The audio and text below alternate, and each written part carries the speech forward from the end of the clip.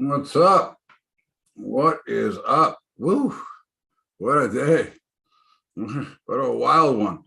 I didn't expect that. I'll tell you the truth. Okay. I didn't expect to see a bigger rally. I was looking for it tomorrow to tell you, to give you the facts, but hey, markets don't announce themselves. They do what they do. And, quite the move. But, we were up, we were down, and they kicked in late with a big rally. But again, the rally came right where you might have expected it. Okay. Again, remember, we talk about these levels every week. We said we would go down to the lows, okay, of that big move down a few weeks ago, and there it is. Now, is this going to hold here? I tend to doubt it. Okay. I tend to think you're going to see these are, in my eyes, as I look at the market, these are nothing but selling opportunities right now. Okay. Now, it doesn't mean that I'm going to be right, but it's not just ad hoc selling. You have to find a resistance level that makes sense based on what we do. But if you look at what's going on here. It's really just consolidating for the last 5 or 6 days. Okay. Which is trying to relieve what we showed you last week, which is it's too steep of a move down. Okay. I think it breaks even further. Okay. I think you're starting to see the new trend is certainly down. Okay. Now, again, is that a guarantee? No, there is no guarantees, but it's a pretty damn good read. And as my reads mostly are on Monday, but the real key is the entry that you make based on what you are seeing in the footprint or the chart and the map in front of you. Okay. That is one of the more important things that you have to always remember is there. So a bounce was not a surprise. I am surprised that it came late this afternoon because this rally really didn't kick off until about 3 o'clock Eastern time. Is that about right? Here, look at this. It consolidated here and it took off like a jackrabbit around 3:04 Eastern time. Okay. Now, notice where it went to. Okay, we're in a downtrend. It went to a double top. Okay, remember, in downtrends, we sell double tops anyways. And again, I didn't sell it. I was too dumbfounded watching it. Okay, but I'm already short, so I'm not concerned. But my point here is that you have to recognize, okay, what the trend is that you're in, and we're certainly in a downtrend. Okay, and B, what to do with it. Okay, and how does it resolve out? Okay, and that is something that we always want to remember. Okay, is how does the market's going to resolve? Well, right now we're still looking to be sellers. Why? Because selling from here is the highest probability. Okay, is that a guarantee? No. There's no guarantees, right? Okay, but what we can tell you from the highest probability levels say to sell this rally. But again, it's not just sell it anywhere, and we'll give it levels later as we always do. But those would be levels that I'd be looking for. Okay, I'm only going to be a seller right now. I'm not a buyer whatsoever. I'm only looking to be a seller.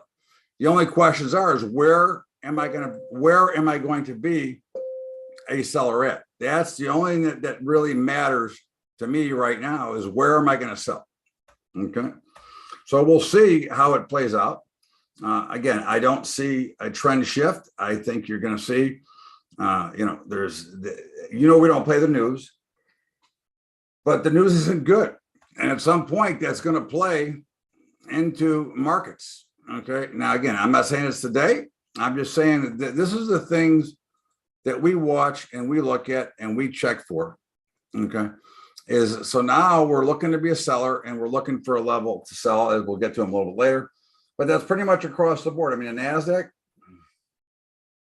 look at that. We're almost like a gymnast. Took the low out, stopped, and got a little bit of a rally. Now, again, if you look where we just came from, not a very big rally. Okay. The Dow, look at it. Isn't that amazing? Now, the Dow did not make a new low, which is even more bearish to the rest of the markets. Okay, because the Dow is going to be stronger when it's expecting a weaker market. It doesn't mean it's going to be up. But it's going to perform better on the way down than the others because it is so limited. Okay, and the Russell, look at that. It made and closed on a new low. It didn't close on a new low, but it made a new low and closed below resistance. Okay, so here, I mean, I'd be a seller at 1895. I'll tell you right now. Okay, I give you that level right at the moment. But again, remember, it's not about trying to be right. It's about trying to find the right levels that are consistent with the direction of the market, whatever time frame you're watching. And we were watching crude this morning. Let me see if I can share this with you. Here, we were watching crude this morning, had a big blow off. Okay, consolidated. I said, that might be a chance to step in because it is an overall uptrend. And I did, and I got stopped out. And look what happened. Okay, it broke again and then consolidated, and then it took off. Okay, it happens. Again, I'm not going to worry about it. Okay, just got here. I just started. I didn't do anything, honey. I'm you know me. This is me being me until Andy gets here about 5 o'clock. I'll start giving levels, maybe a little earlier. I'm just talking about general. But again, this was a very good teaching moment this morning on the futures because again, this is how does the blow off pattern resolve out? And that this is one of the ways we'd expect it. Okay, and it did go sideways and it broke to the downside before consolidating once again and then finally breaking out huge. And it's a $5 rally. It's $5,000 on a one lot. Okay, so again, you just have to remember what you're trying to do here. The markets look like crap. The bonds look like crap. But in the meantime, okay, it is what it is. The rally to me is immaterial at the time.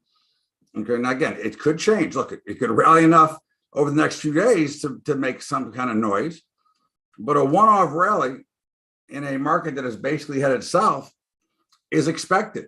Remember that bear markets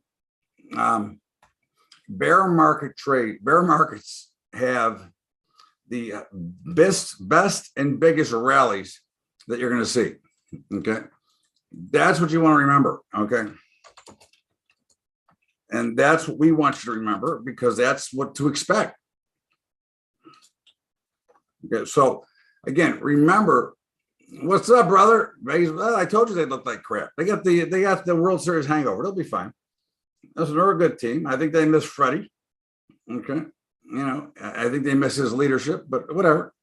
They'll be fine. Listen, it's 20 games in or whatever it is. I'm not throwing away my Braves tickets yet. Okay. You know, I think I love my Angels ticket. They're the best. I got the Angels to win the American League West. I mean, to win the American League and to win the World Series. We'll see. I mean, I don't know if that's going to come true because, you know, they got the same rotten racing luck that the Mets get. They always get hurt. Their pitching staff always gets hurt. But anyway, so the Russell consolidated and now it's trying to break to the downside. Not a surprise. Okay, it's going to break one way or the other. And of course, the overall trend is what? It's down. So this is what you want to remember as to what you're looking for. Okay. You know, it's the game. The game of trading is not that hard. He is amazing at the time. He's unbelievable. I think Suzuki looks pretty good too for the Cubs. The game of trading is just that. It is a game. Okay. It's a game of probability. Okay. Again, you can't beat probability if you're doing everything by the book. Okay. By the rules, by the way you look at it. Okay. But by chasing markets, you imagine how many people sold into this thing late and are crying right now. Okay. You know, this is, look, you think I'm kidding. This is what happens. This is how these rallies start. Okay. Is when people get too short into a downtrend. So you get a ripper. Now, again, like I said, I'm going to go say it one more time. I thought this was going to be tomorrow. Okay. But, you know, again, you can't time that, but it made sense, especially with the selling all the way until 2 o'clock or 3 o'clock Eastern. But again, that's all part of the game. Okay. There's nothing to think about. I mean, you know, this is going to happen and I don't think it's anything to be concerned about. Okay. I think we're in a solid downtrend. You know, today is the first day of the month, which could have brought in some late buying. You do have the Fed on Wednesday. You got the jobs on Friday. So, you know, there's a lot of stuff out there that can drive these markets. Okay, but I don't think any of it's going to be any good. I mean, what good news? The only good news the market can get is if they've overpriced all the bad news, which I don't believe they have. Okay, I don't think the markets have overpriced anything yet. I think there's so much more room to go on the downside. You know, what I told you. I said a few weeks ago when we were higher, I said I expect, and not tomorrow, not in one day, but a 40 to 60% haircut to the market. Okay, when will that be? That I have no idea. But that's what I expect longer term. But in the meantime, I'm still going to watch it the same way I do all the time, level to level. Okay. So if I'm going to sell, like I said, I'd be a seller, right up in here. Okay. In the Russell. And again, it would be consistent almost everywhere. Okay. Nothing changes. What you're looking for is a place to execute what you're seeing in front of you. Okay. So, but we had the grains got hammered today. But again, they're still pretty bullish. I mean, you can make all the cases you want. They're still within the range of consolidation. They haven't done anything. Okay. Remember, the higher the price of something that you trade, the bigger the moves are going to be. But are they really bigger? Because if you base it on percentage, then they're not any bigger than they ever were. Remember, it's a percentage move, not the size, not the dollar amount of the move. It's the percentage of the asset that you're trading. That's what you're watching. Nothing else. I mean, the market, if this closes here, so the NASDAQ is up 1.5%. The S&P is up less than 0.5%, and the Dow is up less than 0.1%. I mean, so what does it mean? And that's what you have to remember. It's the percentage of movement, not the dollars. The dollars just get bigger. Just like you go to the gas tank. If you have a tax state on gas, and there's a 20% tax, gas goes from itself from 3 to 4. Your tax went from 60 to 80. So I don't think that you should. Again, I believe that you should look at percentage basis because that's really what you're trading off of, anyways, and that's what everything else is based on. So as we look, and you can see crude had an unbelievable move today. I mean, it was amazing that it came. Oh, look at that rally. Okay, it came back. Here, you got to look at it this way first. Look at that. Okay, I mean, it's a $5 rally. $5,000 a contract on a regular size contract and zero volume. And that's another theme to be watching or thinking about is, again, the volume's been better, but it is still pretty crappy. I mean, last week we had like 1.1 million, 1.2 million in this S&P. Today we had 1.6 million. Now it should be well over 2 million. And on a day like today, it should be closer to 3 to 4 million. But it's not. Now again, what is that going to do for us? It's not going to do anything for us. But it does tell you that it's not really a market that you want to be active in yet. That's what it tells you, that you want to be very particular at the spots that you're looking at to go ahead and trade this thing. Right? You don't want to be, this is not a market for aggression. And there will be one. And I will tell you when I think that is the time. This is not it. Because you don't get enough two-way movement. You get too much all in one way. And it doesn't give you any opportunities. So that's what you're looking for when I talk about a two-way market. I want volatile swings back and forth. Okay. I want this kind of action, but I want it more than once. Okay. So, we look at these markets and we watch and we see. And so what we're first looking for is what is the overall trend? Okay. And the trend is also based on the time frame that you're trading. If you're trading a shorter time frame, then your trend could be different than mine if I'm trading on a different time frame. And remember that, again, it's first based on the time frame that you're trading. It's secondly based on the model that you're trading. If you're trading the blow-off trade or you're just trading based on support and resistance levels, those are the things that you're looking at, okay, in this market when you watch it. And again, it changes. Here, this is what we watch in the morning together. So if I'm looking at this, well, I'd have to say that on a 4-minute chart, the indexes are all in an uptrend. I would have to say the euro currency is in a downtrend. Gold is not eventful other than being down big. And the bonds are coming up to some resistance. if I were looking at it, for at what they're doing right now. Okay, but I can change that, first of all, by going further back, okay, or changing the time. So again, you're only concerned on a trading model at the trading time frame. No, I had not pressed because they're running right now, and I missed the opportunity, but I could not in good conscience press or have others press down there, because it would have been more, it was mathematically the correct move to do, but it wasn't financially the correct move to do. Okay, they're almost at all-time highs. The 350, obviously the 350 performs the best because it's the most diverse, but it's not time yet. We have to catch it when we've made some money, and then get it, on the way at a spot, not when we're, down or whatever. That's very important. This over leverage kills. It kills you from a trading standpoint, and it destroys any real chance you have when you over leverage yourself, because what happens is you're forced to make bad decisions. Okay. And we don't want to make bad decisions. We want to make solid decisions that are purely based on what we're watching and nothing else. We don't want to be involved, with the guessing game, which too many think they can do. I will tell you, it cannot be done. You can get lucky, but the one time you get lucky, it'll cost you thousands afterwards. The one lucky time you get it, you'll lose a fortune trying to continue to get it. All right. So again, I'm giving you the yellow flag is out. It doesn't mean don't trade. It means be more cautious in your trading, take less risk in your trading, because again, what can you control?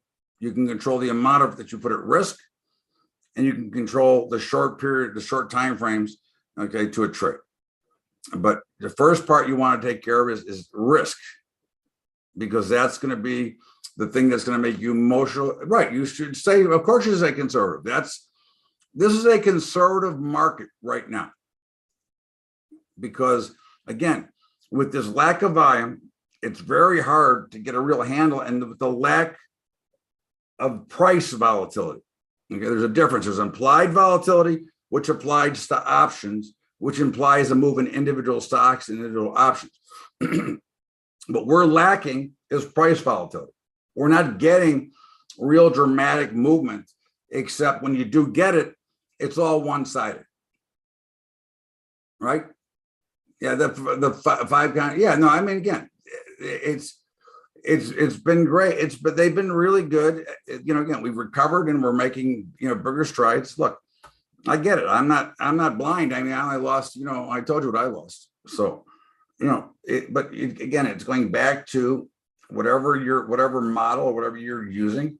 I do everything, right? I trade short term, I trade medium, I trade long, I do them all. So which is it going to be? And so it really depends on what am I doing at that particular time. Is the trade based on a blow off?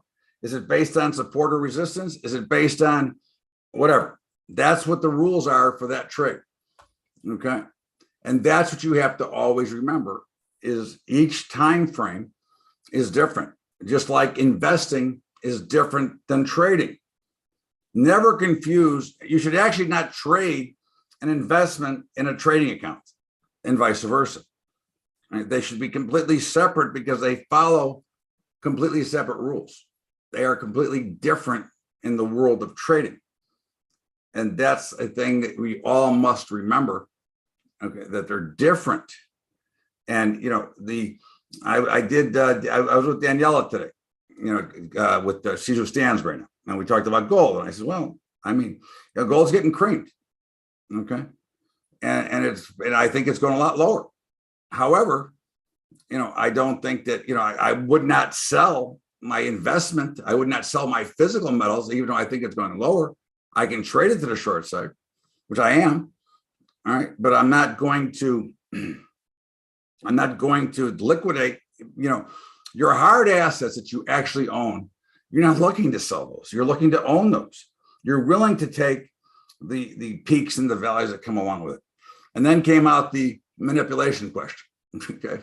Somebody tweeted to her. And I said, look, here's the bottom line. Okay. Even if it is manipulated, what does it take? Who wants to answer that for me? Even if it is manipulated, what does it take? What does any market take?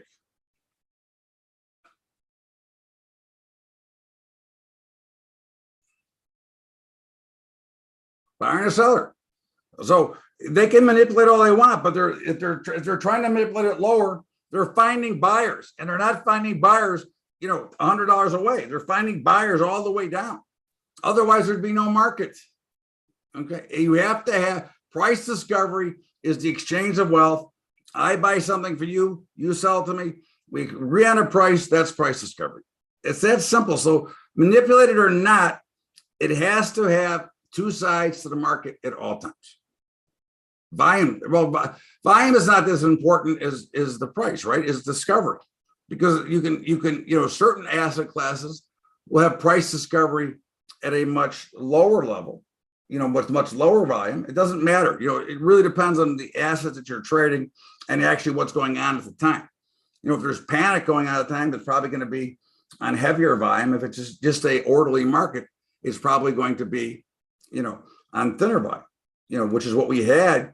In fact, the sell-off today was not all that volatile. It was pretty much orderly. And the biggest charge came when it rallied. All right. So, we're getting markets that are still tougher to trade, which means that we still have to err to the side of conservatism. We cannot be overly aggressive here, because you will not be rewarded. The time to be aggressive is when you can be rewarded. The time to be aggressive is when the market is swinging back and forth. So that if you do make a bad trade, if you have a losing trade, it means you're going to have an opportunity to fire right back and make another trade to recover from, and if not, maybe get worse. But at least you have the opportunity, because the math will always play if you trade it properly. That's the key to remember, is the math will always play if you trade it properly. Okay. No, I forgot that. Anyways, so math is math, and numbers are numbers, and they always work if you're doing things properly. Okay. And that's what you have to remember. So right now, it's a much more passive attack on the markets from an active trader standpoint. In fact, many of these days, had I still been on the trading floor, I would have walked out. I'd have left for the day, because if anybody wants to learn how to lose 5,000, okay, on a 1,000-hour range, I could teach it to you. I've done it before, but what's the point in that? So you want to remember what your goal is. Your goal is to make money. Your goal is to put yourself in a position to be profitable. That's what your goal is.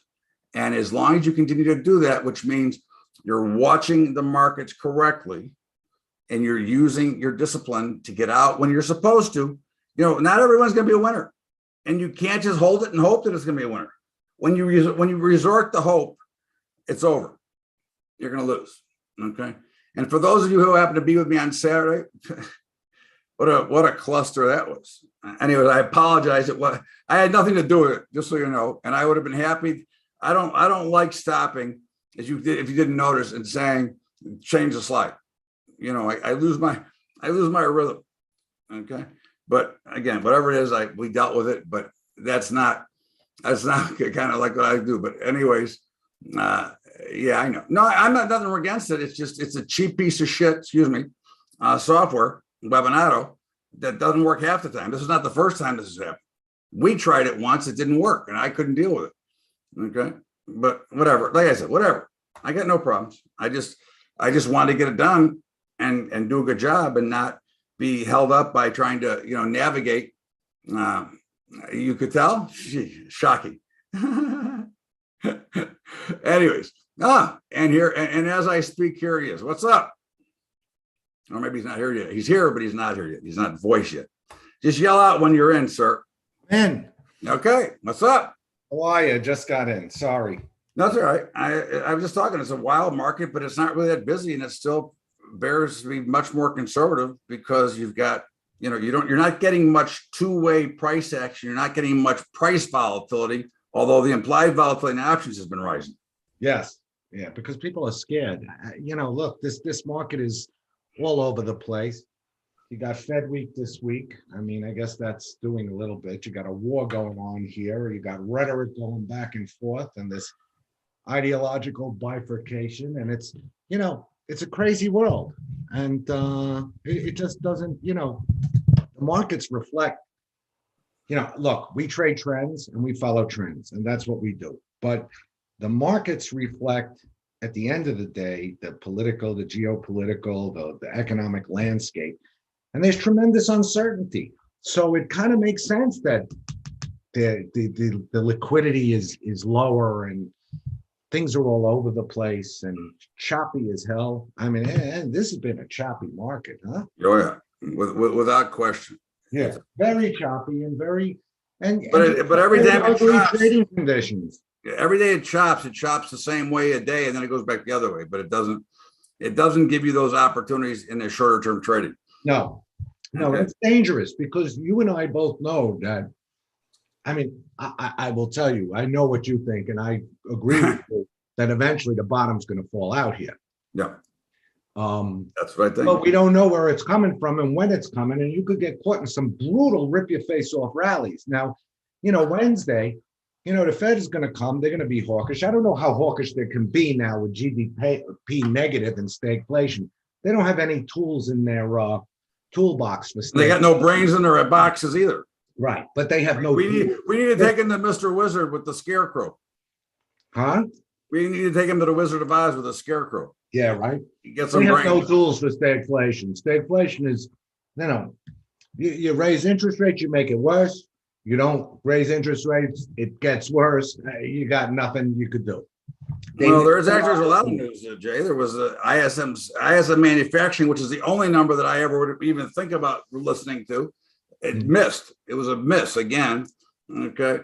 That's a private number, so it has no government finagling going on with it. Economic activity is not good. We know that. There's a lot of news, and the Fed's got to raise rates. They've got to do something about this inflation.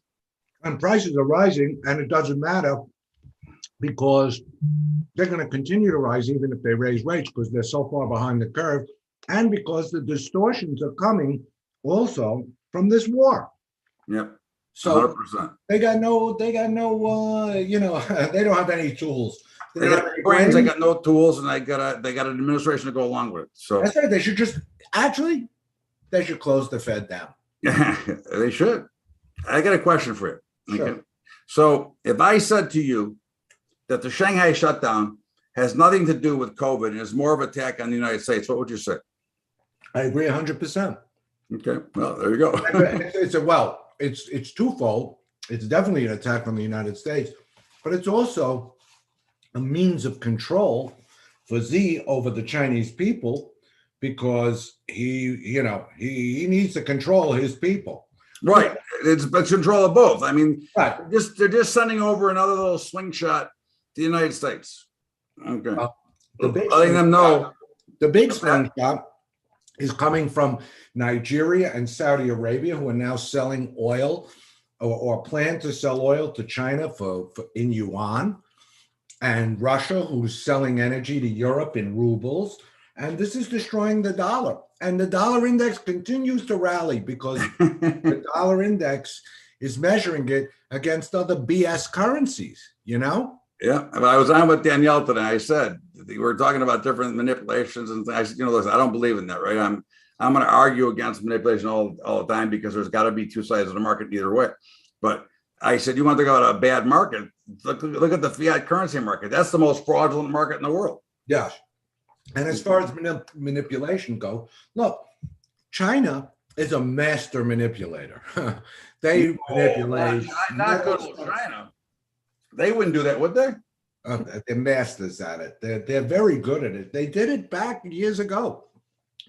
When I was trading against them, they're even better at it now, and they have much more power now. So it is what it is. All right. So do you have a bitch today, sir?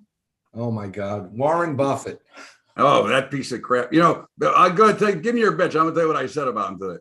Warren Buffett, him and Charlie, they sit there, they speak through both ends of their face and out of their asses. I'm sorry to say.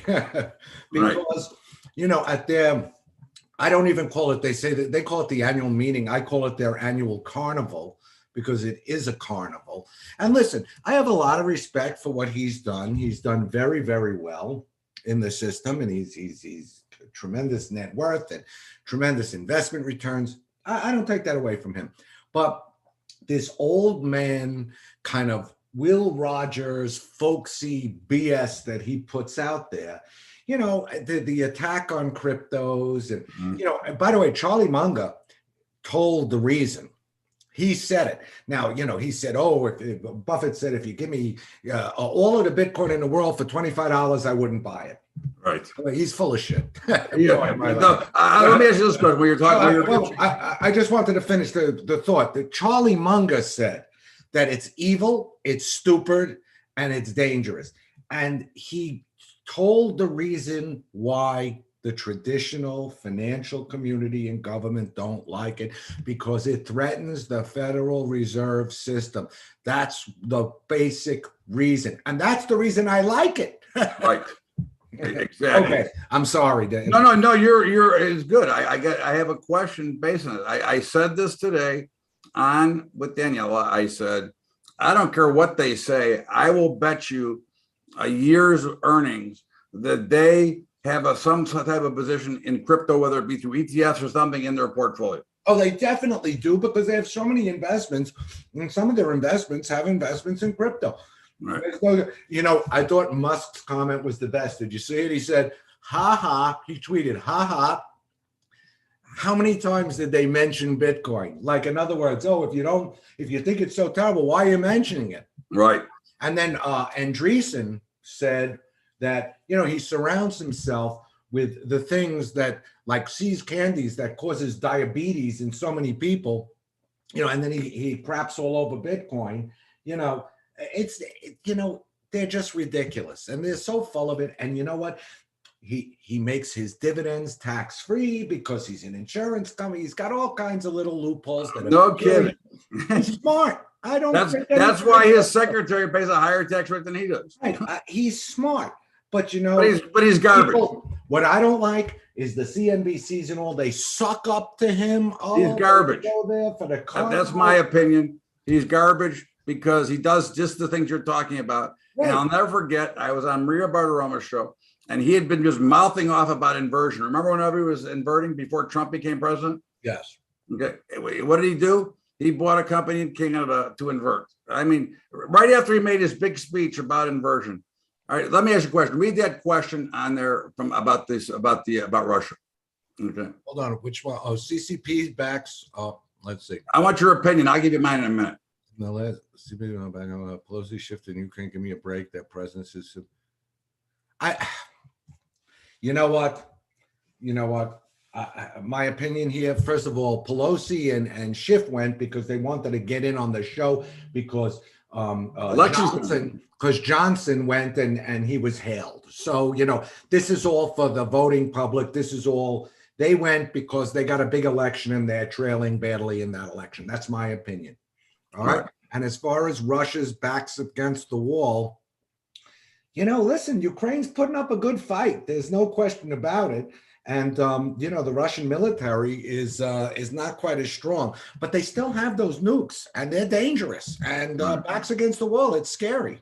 I don't think they're back. I think they're in full control, and I don't think they're getting. You watch the ruble. You see what's going on there. I don't see any. I think I don't think their economic backs are against the wall. I don't think they're doing well in this war, but I don't think the sanctions are affecting them. Right. The sanctions are for sure not affecting them because. Right. But I don't think that, listen, they wanted to march in there, and Putin's dream was that the Ukrainian people would greet them with flowers and they, reestablish, and it would set the stage. But that didn't happen. And there's a lot of death there, and it's very sad. No, it's a horrible war. Horrible one. Brutal war. But now, economically, he's not suffering. No.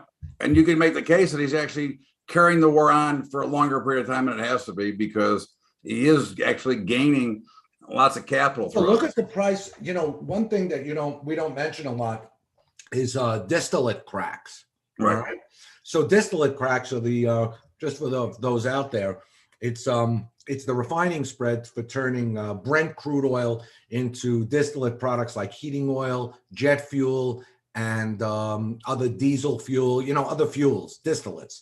All right. So that crack spread today went to a high of $73.75. That's a new high in history. So oil might be sitting at around $105 a barrel, but the product prices are roaring. And that's what we pay. And that's what's fueling inflation. And that's going to continue. I don't care what the Fed does. This is going to fuel inflation. So you're right. Keeping this war going and turning off natural gas, which, by the way, is $7.50 per MMBTU, to Bulgaria and Poland, and charging everyone in rubles, is doing okay for his economy. China's with him. By the way, India's with them too. Even Mexico refuses to kind of go against them. I mean, they're all saying, what's happening in Ukraine is terrible, but we're not going against Russia. Right. No, again, listen, this is the only way to make those sanctions work. You really want to put their backs against the wall? Drill up. Bring the oil down to $30 a barrel. Their backs will be up against the wall. But as long as carte blanche, they're not against the wall. I've also been reading, and someone posted this just now, that he has stomach cancer. Putin.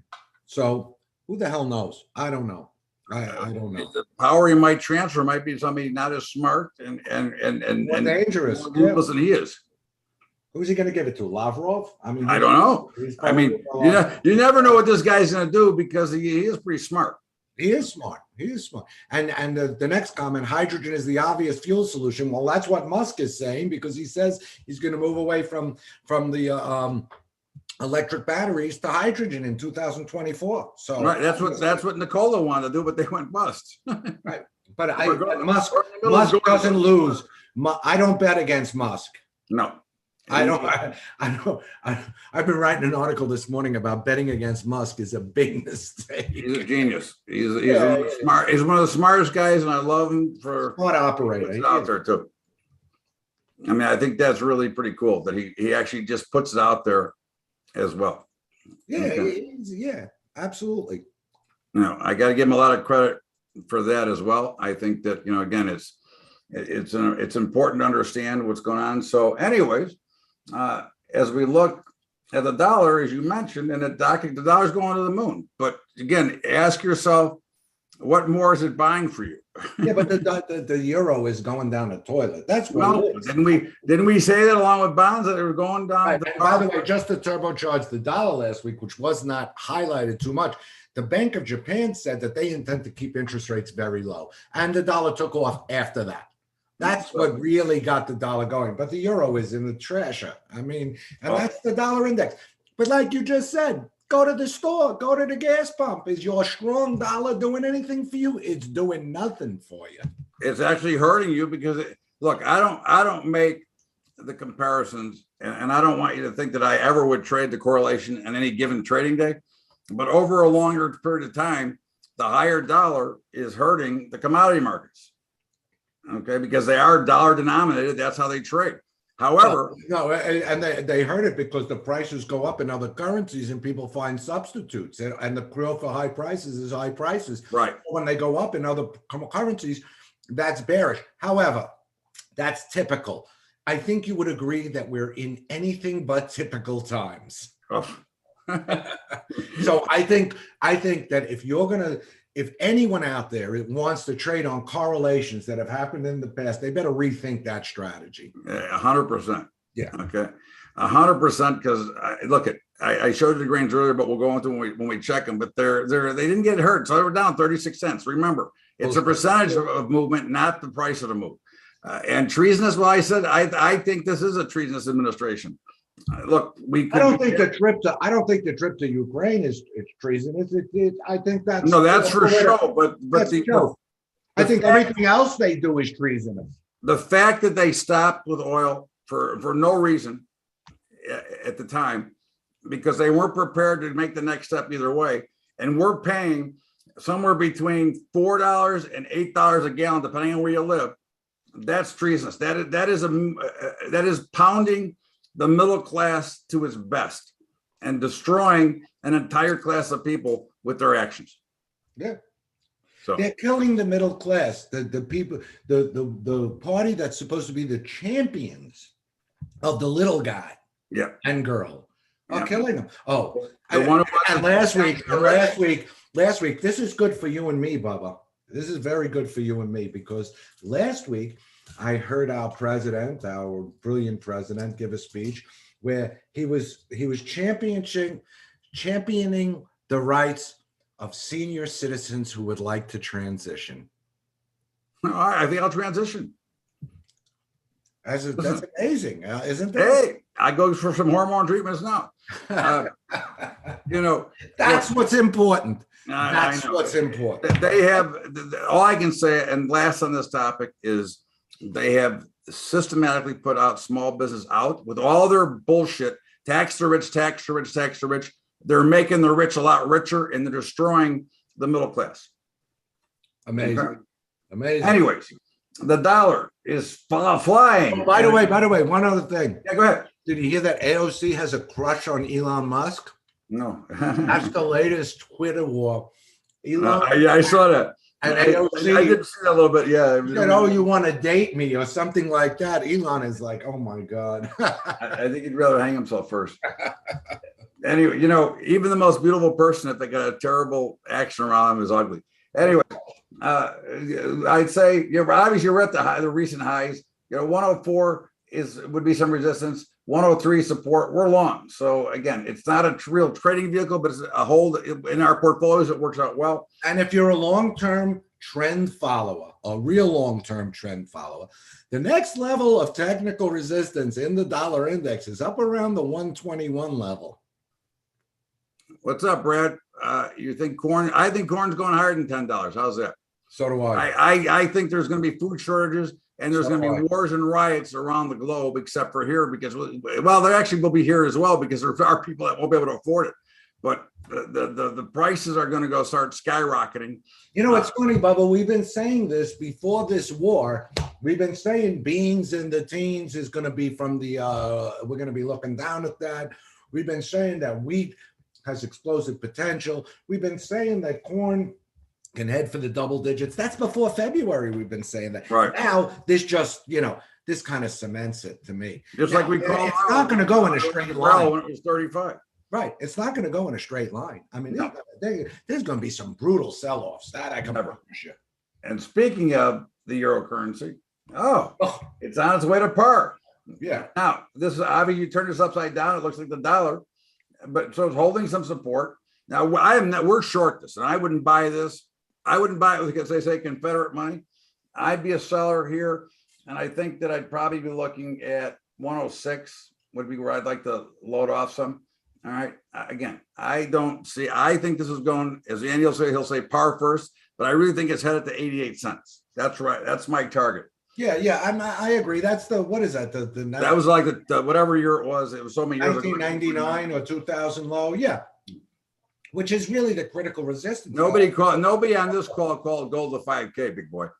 No. Nobody ever called gold 5K here. I would never even make that ridiculous moronic statement that they're making. Could it go to $5,000 someday? Yeah, 100%. But you get those emails too. There's probably 45,000 levels between here and 5,000. Okay. Anyway, care about the next $50, not the next 1,000. And the next $50 is probably going to be lower. It's probably going to go back to that 1,800 level. Anyway, that's right. Which is, by the way, healthy to go down there and test that and bounce. 100%. Anyway, listen, gold is suffering higher interest rates and rising dollar. That's not good for gold. People to sell gold, right? 100%. I will say though, what I said last week, and I think you agree with this, and please tell me if you don't. If China comes out and says, we're following Russia and we're going to back the yuan with gold, all bets are off in gold. Yep. I mean, that would be a total sea change in the gold market. I agree. Okay. I agree. And I think that could happen sooner than you think. I agree. Again, you're seeing by shutting down Shanghai, by shutting down parts of China, they're destroying us at the same time. That's a double whammy, like when they sent COVID over here. Okay. And by the way, if that happens, you heard it here first, because I haven't heard any other, of pundits, or I haven't heard anyone talking about China backing the yuan with gold. No one. So No. we've been talking about that. That's very possible. They don't want to talk about what's factual. They want to talk about what they can sell. Right. In the meantime, Bitcoin, it's in nowhere's land right now. It's waiting to do something. I think we both think it's going higher, but we're still short it. All right. I call it a tightly coiled spring. Yeah, we're still short. It doesn't look great, but I think it's going to pop big, and I think it's going to pop to the upside. Now, again, for today, for the third week in a row, 36 to 44, 36,000 to 44,000. That's a market. Listen, today it's got the Buffett hangover today. Yeah. It's got the Buffett hangover. It's not very active. It's been very quirky and quiet. I wonder if Munger is out there buying Bitcoin. Or Alibaba. If I was him, she says he wouldn't take it for all $25. I wouldn't take Alibaba for $25. But the one good thing he did say, it wasn't good, but it was actually be bad for the average American. But the one thing he did say is that he wants to own the farmland, which, you control the food supply. Yes, I did catch that. He said that if you offered me 1% of all the farmland in America for $25 billion, I'd give it to the check. Right. And I'd give you for all the apartment buildings. I'd write the check. Look, we'll talk about that after this. I mean, what an asshole. Anyways, oil bonds are headed to south. Interest rates are going up. We've been saying that all along. We're getting very close to your target. We may hit that target on Wednesday, 136.18 or 16 or 13, whatever it is. One of those 136.16. Below there, 127 and change. And I think it's 127 and change before it even shows any heart. Really? Now, again, that doesn't mean you sell today. Right now, you'd be looking for a rally back to about 141, 142. I would use. You know what I could see Wednesday? I could see 136.16 and then 143. It's funny. I talk about that all the time. That one day I was trading the jobs number, and I used to put orders in, like 2 or 3 points away on the bond market on both sides and take either side. And one day in 20 seconds, I got filled on both sides. A 6-point profit. Of course. Yeah. Anyways, 138. I'm not buying, we ain't buying there, but that's 138 is the next real support. 141, I'd be a seller. All right. And as I used to say on the floor, I'd sell it till my hands bleed. Okay. In the meantime, gold, and look what happened. Right down to 1863. Now, before it even went down. This is why we follow trends. Right. We're short. And I wrote this morning for Kitco, I said, look, it's in a lot of trouble right now. There's too many reasons to push it lower. Now, it doesn't mean that it's not going to bounce, but as Andy said not that long ago, this is actually healthy action. If you look at this chart, I want you to look at something, because I just don't speak. A lot of times I speak out of my ass, but this time is actually, I got some good data here. If you look at this on a, hold on, I got to go to my other, I have to go to my other platform because I had it there, because I can specify what I want. 15 years monthly. Okay. Now, if I go to gold on a 15-year monthly, I'm actually seeing the development of a cup and handle pattern. Now, again, that's a very long time frame, but look at that. On a monthly 15-year chart, you're getting to a point where you're going to most likely break out big to the upside at some point. I agree. Listen, we always buy physical. Okay. I trade from the short side in these kinds of situations, and then I take that money and I buy physical with it. Right. I mean, so what I'm saying to you is that this is not going to be a surprise, but again, it's showing you that the low could be below 1800 and still be in this cup and handle, which is the most bullish pattern that there is. Yeah. Okay. So again, I don't want you to get, don't get so hung up on what you're seeing at this moment. Okay. Understand the direction where we're heading. In the meantime, gold is under a lot of pressure. And I would say now that 1900 we were watching as support has now become resistance. And now you're looking at 1850 to 1900. Now, I would very much expect a bounce the next day or two, and probably a pretty solid bounce. And I don't think that's a buyable bounce. I think that's going to be a sellable bounce, because again, we're in a pretty nasty downtrend, and this has gotten a little bit off target, because you can see that the speed and the angle which has dropped has been unsustainable. Absolutely. And that's what you want to remember. So we expect either consolidation or a pop. Either one. And you know what, Bubba? Yeah. I think that Wednesday is going to be an important day for the gold market, because I could see this gold spiking down to 1,800 and turning around.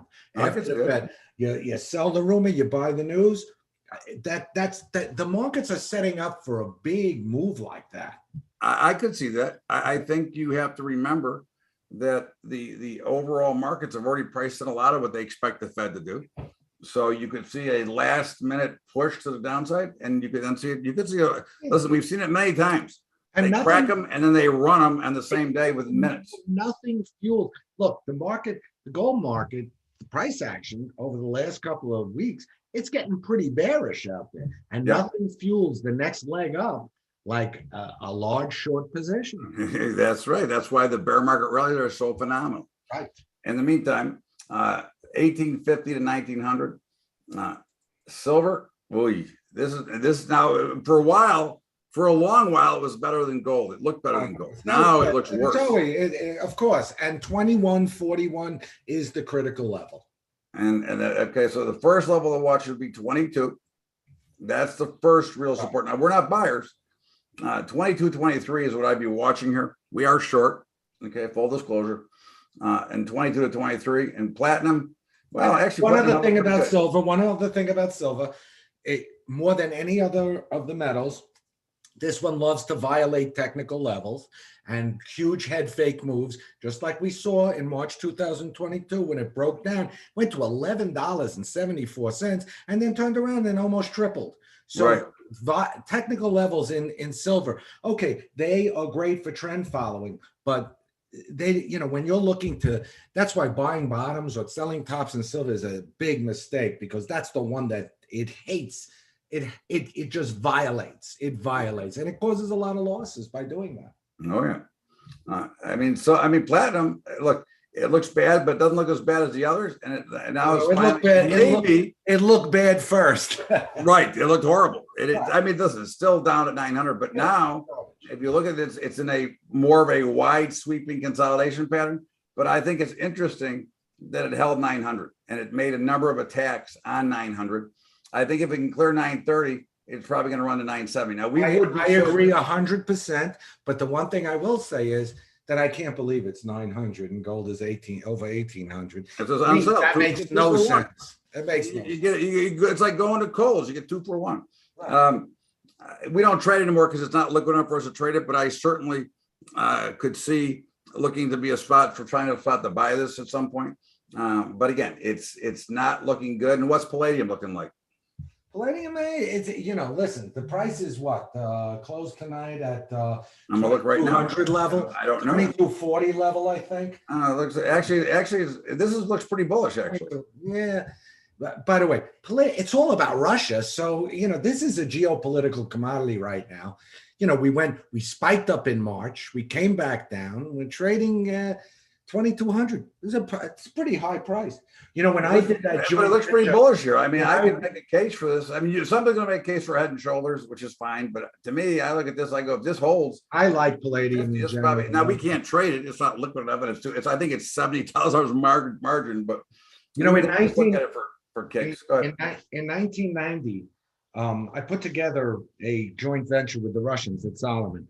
And one of the first things we did, it was with the Almaz Jubileer Export. They exported all of the platinum group metals to the US and Europe. So we had some Russians working with us, and we got all the orders from Almaz. And we liquidated the former Soviet Union's palladium. And we sold the thing down. I remember selling palladium at $80 an ounce. $80 an ounce. Unbelievable. But now I know, because I liquidated their stockpiles. They are the world's biggest producer, but they don't have strategic stocks. They do not have strategic stocks. So this thing can really fly. If he does the export ban or he does anything else crazy, this thing can fly. Copper. Look what happened to copper. I'm happy about this. No, I know you are. I'm just saying that we are short. We've been short. Yeah.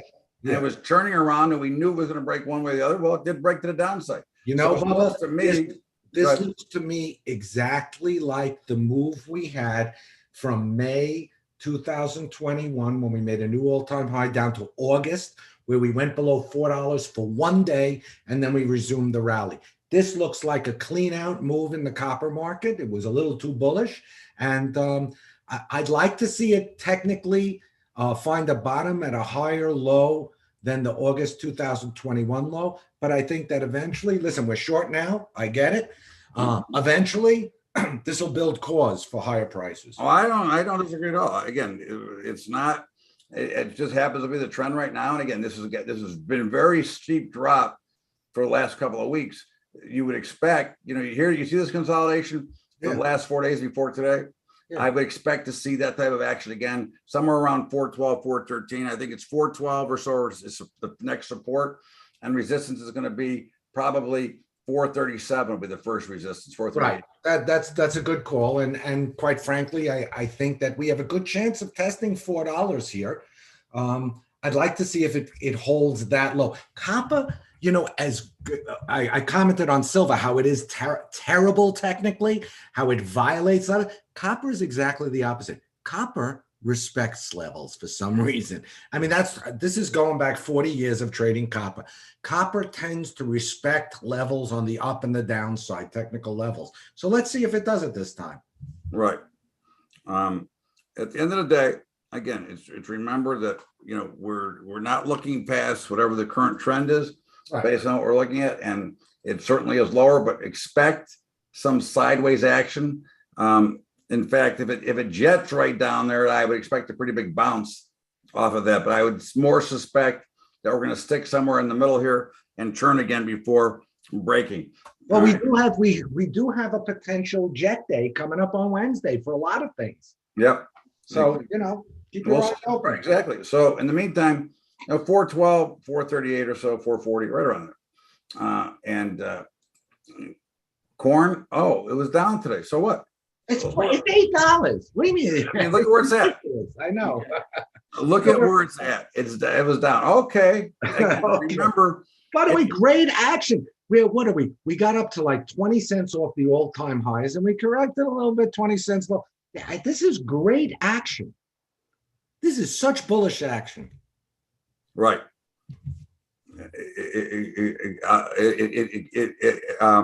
It is exactly very bullish action, and the sell-off is actually healthy. Okay. Right. And it doesn't in futures markets, it doesn't get better than the corn has been like the poster child for good behavior, good technical behavior, right? Right. I mean, this is what you have to remember, okay, is that this looks great. The trend is perfect. And again, as I've told you many times, the fact that it escaped a little bit too sharply and came right back down to it, very, very bullish over time. We'll see. It can change, but for now, we continue to see a very bullish activity. But it's not likely to, because let me ask you a question. Do you think that Ukraine will be exporting corn this year? No. Okay. And I don't think costs are going down. I don't think demand's going down.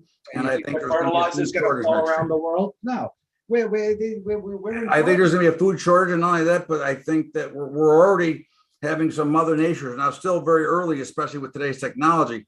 But you don't want to start out in a negative already with bad weather to begin with. Right, and it's May. We got this whole growing season ahead of us, and we already have weather problems. And by the way, the other thing is high corn, high wheat, high beans. What does that tell you long term? I'm paying a lot more money, is what it tells me. Well, what does it tell you about the world? It tells you, the world is growing. It tells there's problems. That's what it tells me. It tells me it's political problems, because if the government can't feed its people, you got a real problem. Oh yeah, it's going to be, and there's going to be a lot of those nations that won't be. That's where the riots are going to come from. Yep. Okay. Africa, the Middle East. These are going to the Middle East for sure, because they at least have some, there's some capital there, and they won't be able to get it. Right. It's not even a question of price in some places. It's going to be a question of availability. You're right.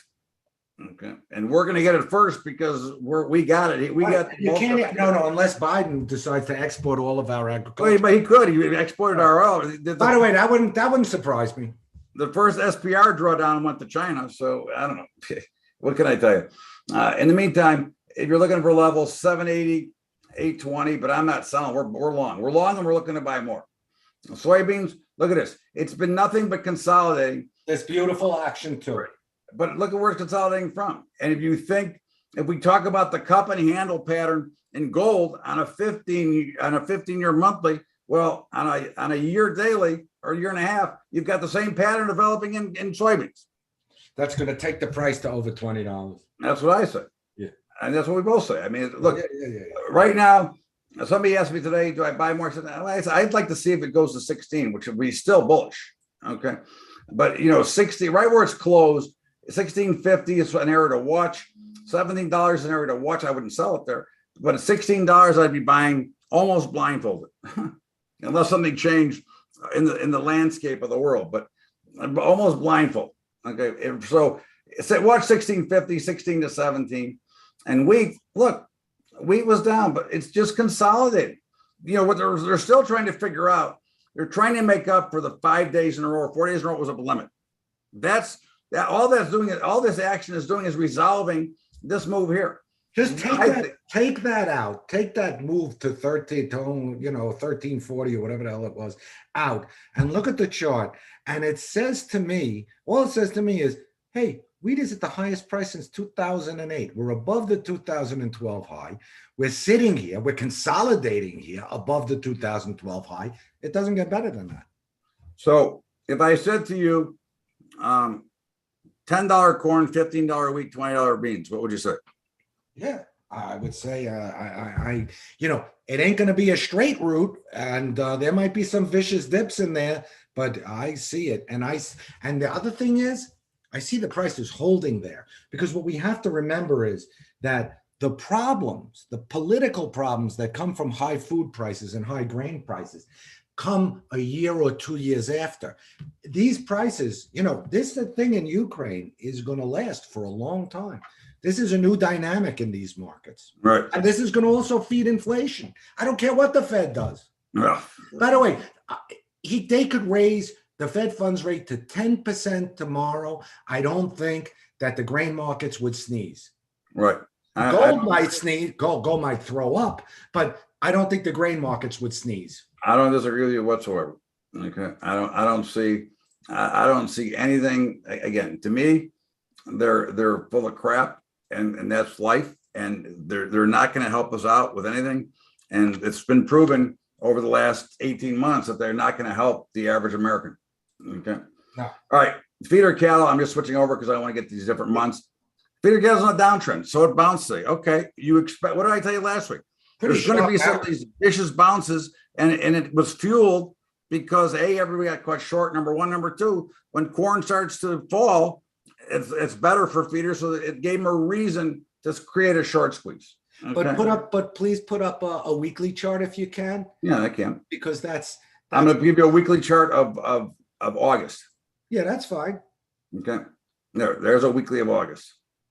That's a weekly of okay. Yeah, because it doesn't continue. Here, you want a continuation? It won't. Yeah, let's look at a continuation. It won't have the August price, so that's why I was showing. Right. No, you're right. Listen, we're in a downtrend, no question. But if I look, longer term here from the March lows, it's doing what all commodity prices are doing. On a weekly basis, it's just really consolidating. That's right. Exactly. That's the point I want. And it's consolidating from a longer term uptrend. So, and the prices are not cheap. No, they're very expensive, and that's another reason that good reason to be bearish. But in the meantime, it is what it is. And cattle is the same thing. We're short cattle too. Not a support. Look at where it bounced from. It bounced right from support. Gee, shocking! I cannot believe that it bounced from support. Okay. Again, these things are going to happen. You have to learn to expect these things to happen. You have to learn to expect the big rallies that come out of nowhere because they've been oversold. This is what you're great watching. Trading opportunities as long as you go in with a plan and risk reward, because there are times they violate, but these are high odds plays. You are exactly right. The high food prices and next winter, some elderly will freeze it. Yeah, of course, and they'll start. This is horrible what's going on. In the meantime, so here, look, we're short. I mean, I'd look at 137 to sell. I mean, if I was going to look to add on, all right. So it's 132 to 137, and hogs. The cure for high prices is high. Is high prices, and the cure for low prices is low prices, and the cure for the current political situation is to vote.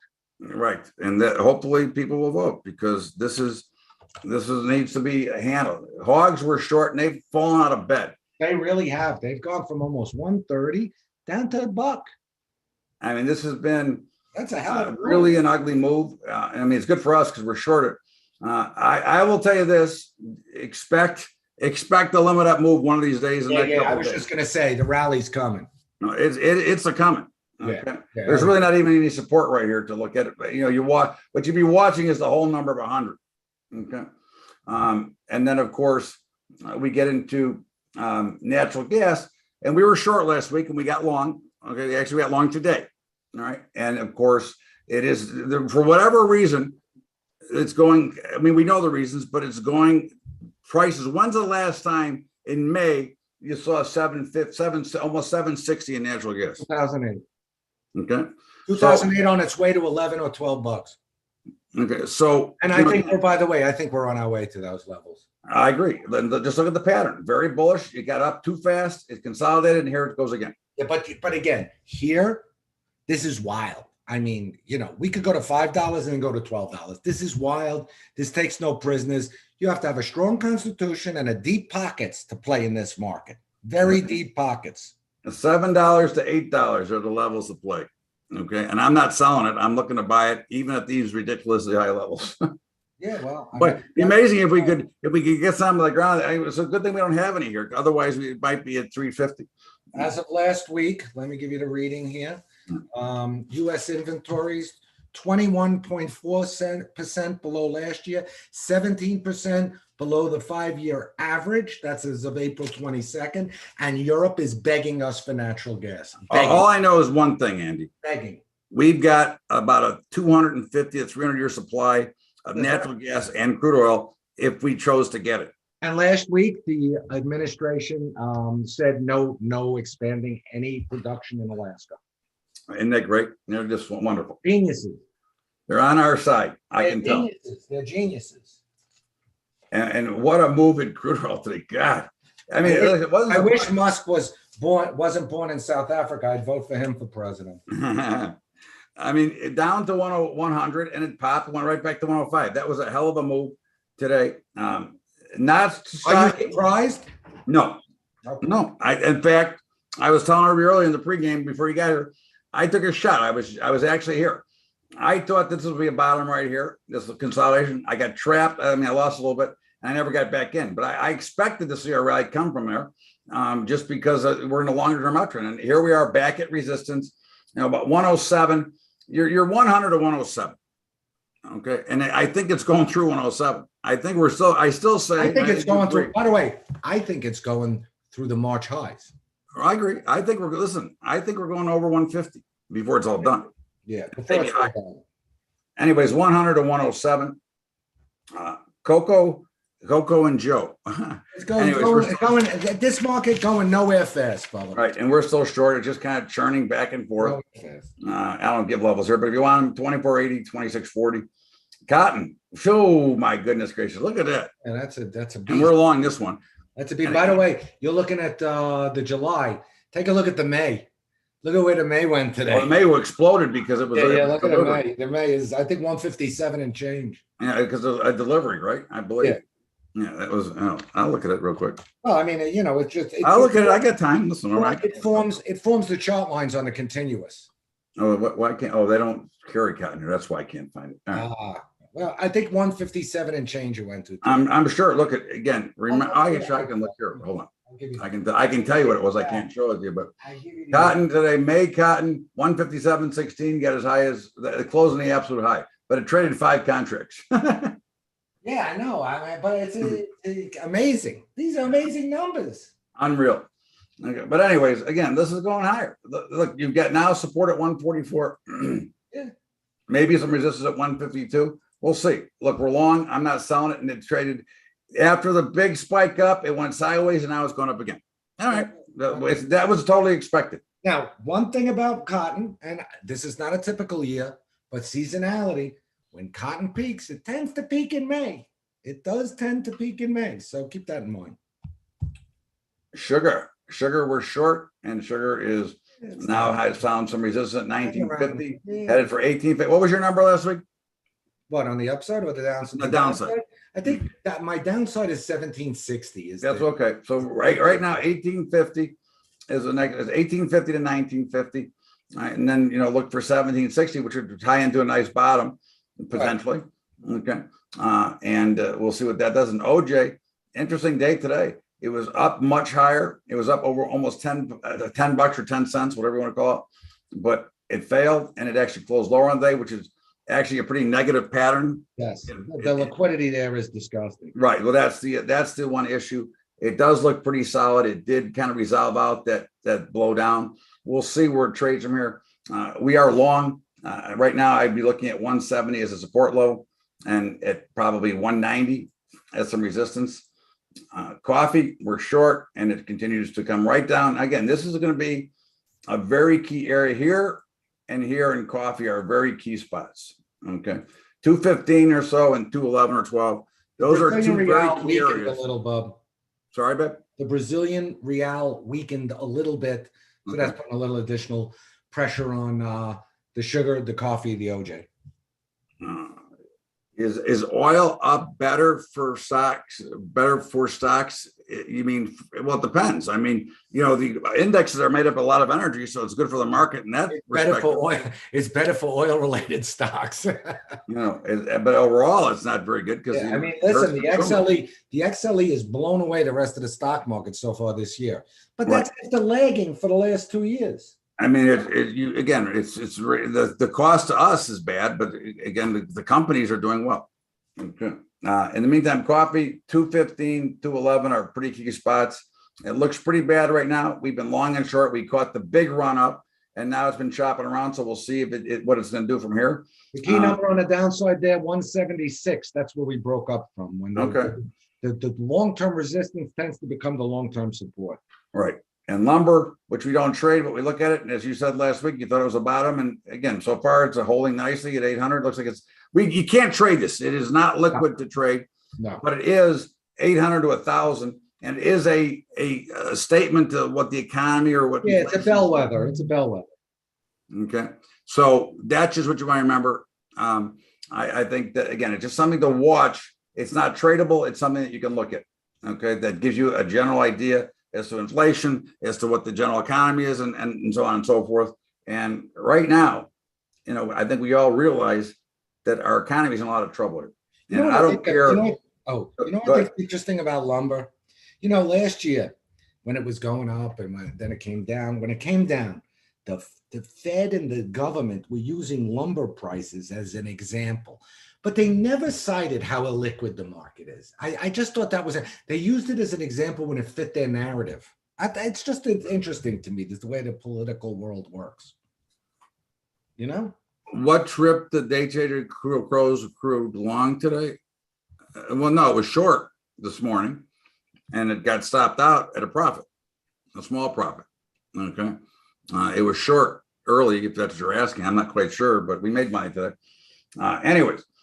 So any final thoughts for the pregame? No, be careful out there. It's going to be a wild week, and Wednesday's going to be a wild day, and expect the unexpected after that report, because you know what? I don't even think the Fed knows what they're going to say. By the way, I don't think the Fed, Bubba, has any clue. I think that they're going to get hawkish, but my gut tells me that it's going to be a little tempered because of that GDP report. It could be. We'll see. I think they're going to raise 75 basis points. Do you? I do. My bet would be on 50, but I hope you're right, because they really need to. Well, listen, they needed to do it 10 years ago and continue versus now having to do it all at once. They got to quit, but they're too dumb to do this. They have to quit painting themselves into a corner. Okay. Well, they always do. Stagflation's a bad corner, Bubba. Listen, I said this the minute this all started, that the Fed's going to screw it up and they're going to put themselves in a jackpot, and here we are. In the meantime, all right, we're going to stop this recording and we'll get ready on the next one. We're not going anywhere, but I just got to change recordings. Stop and let my girlfriend speak to me. Thanks, honey. All right, I'll just put up my here. And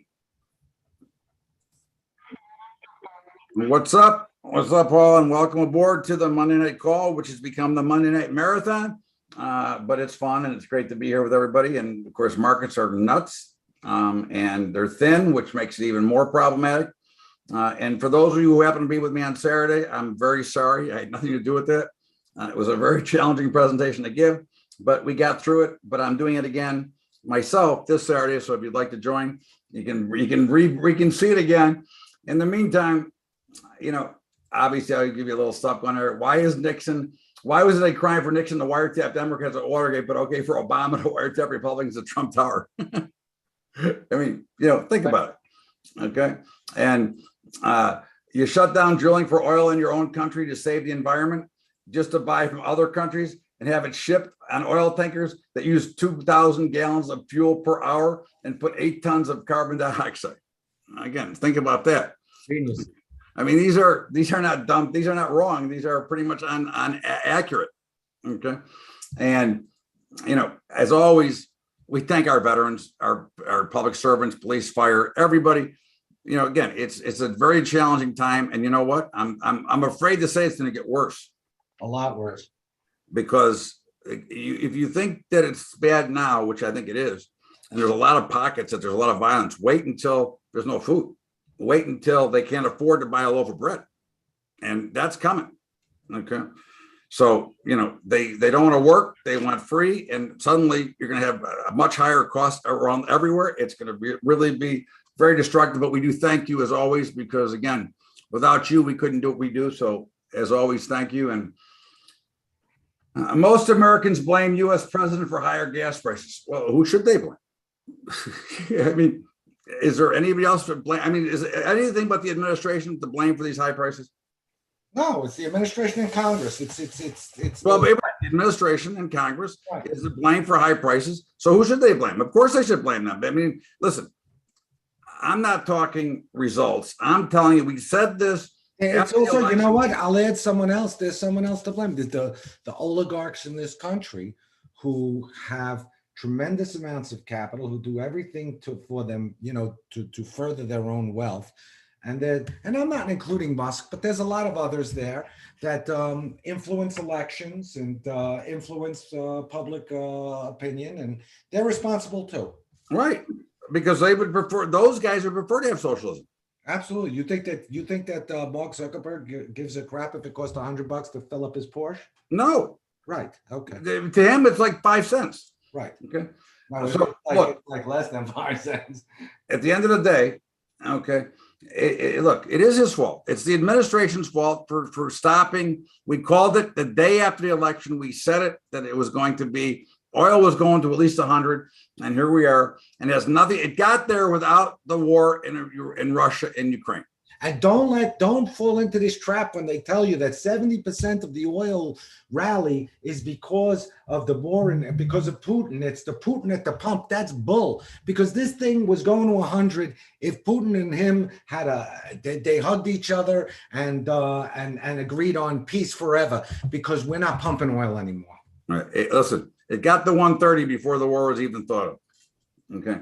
In the meantime, new COVID bill fines parents for unvaxxed kids and doubles income taxes. What's your take? New COVID bill, perfect. Hey, are you surprised? No, but what do you think? Control. I mean, it's the same thing you said in the pregame about why China has lockdowns. It's all about control. Right, and that brings me to the next point. And by the way, the government, you're not, we're not good enough to raise our children. They have to raise the children for us, because they're not going to. Because they want to brainwash them. They have to be sure they indoctrinate them with the right philosophy. They want to brainwash them as they're doing now. The illusion of freedom, we're only as free as the government allows. Right. Now, again, I know many of you are not vaxxed or don't want to be vaxxed and wouldn't vaccinate your children. And I have no problem with it. Again, I think that freedom is something, and certainly the booster shot is getting a lot of bad reviews right now, and I'm kind of sorry I got it. All right. I mean, my brother-in-law, I have 2 brother-in-laws, they're both doctors, and both of them said you shouldn't get the booster. I didn't say it till I already had it, but yeah, I'm not getting the other one. And then, by the way, my parents, who my mother is going to be 90, my father's 90, going to be 92. And they went last week to get it. And I was very unhappy that they did. Right. And my mom got it too. I told her no, but what am I gonna do? Yeah, I told them. Anyways, this is not the 70s or the 20s, which had very similar action. There's a big difference between now and back then. Okay. Some of the circumstances are the same. The possibility for stagflation, the massive inflation, but the biggest difference here is the debt, and not the 30 trillion debt. The percentage of debt to GDP is so much higher than it ever was, that this is an uncharted territory, as you say, and this could be devastating. Right. And add to that we have a ideological bifurcation of the world with nuclear powers on each side. And we didn't have that in the past. I mean, maybe in the 70s we had it with Russia, but in the 20s we didn't have that. Not my kids. Well, there you go. And that's why, listen, I believe that you have a freedom of choice. Okay.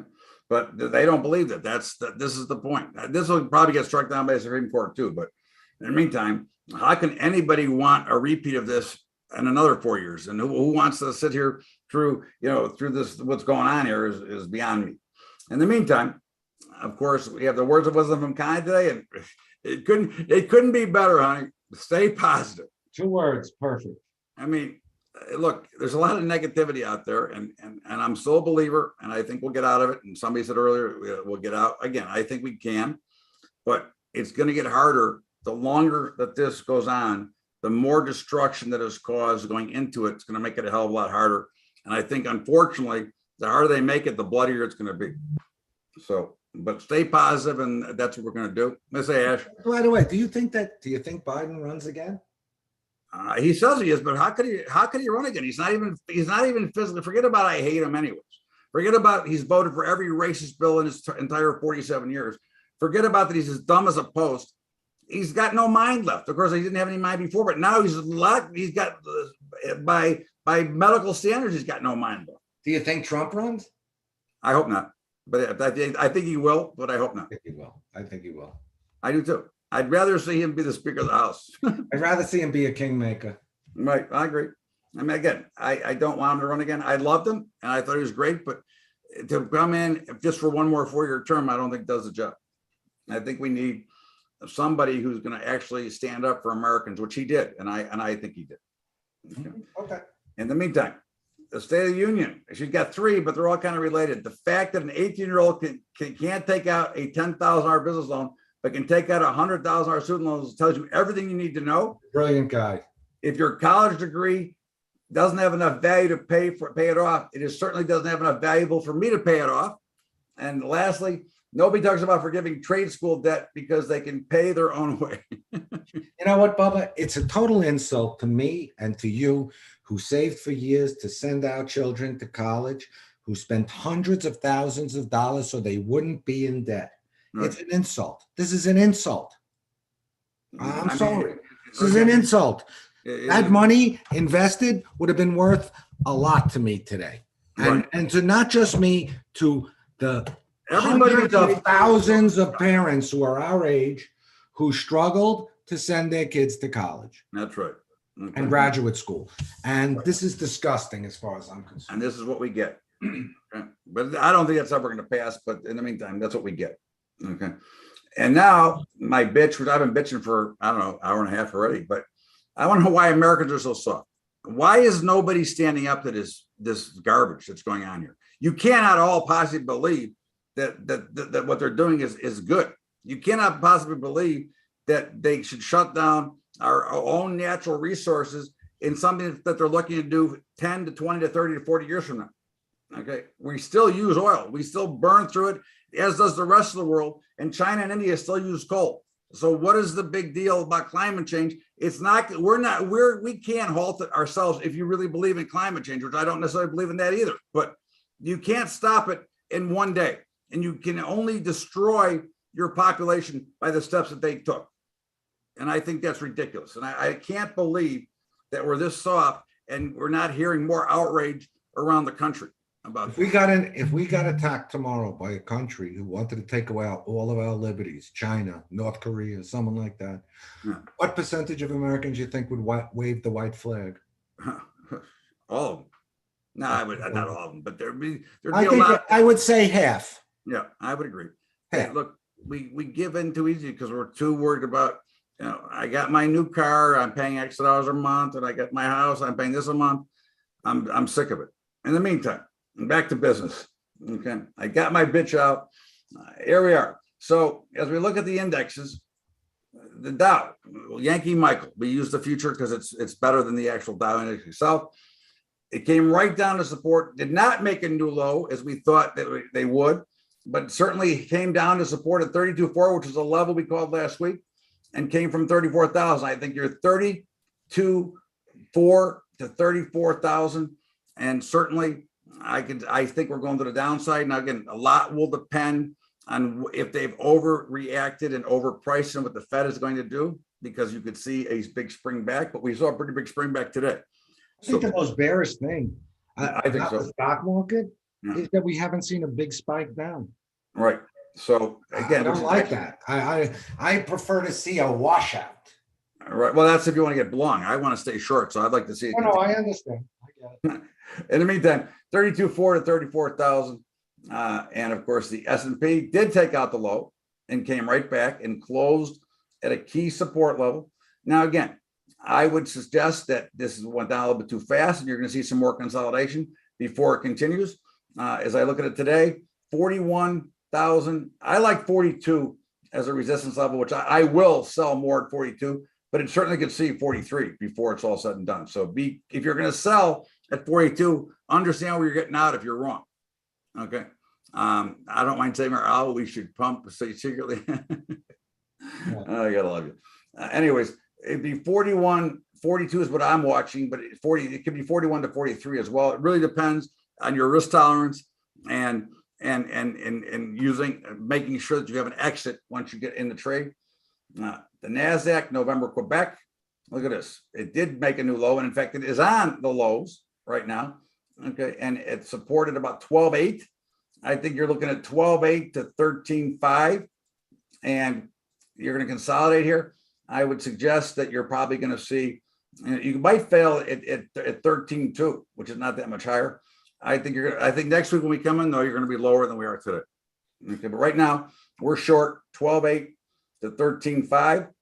And the Russell, which is once again broke down from consolidation. So this miserable pattern that it's been in for a long time, but look what happens. It continues to work its way lower. And I don't think there's any support nearby. I mean, I'm sure we'll see a bounce. My guess is that probably 1,800 is the next support. Now we're short, so I'm not looking to buy. And I'd be a seller. The easy number to call is 1,900, but I gave earlier about 1,890 is where I'd be looking to sell. I hate this index. You know why, Bubba? I hate this index because the administration is not good and Congress are not good to the small guy, small business. And this is the index that most closely mirrors that. 100%. Okay. 100% is correct. Okay. That they're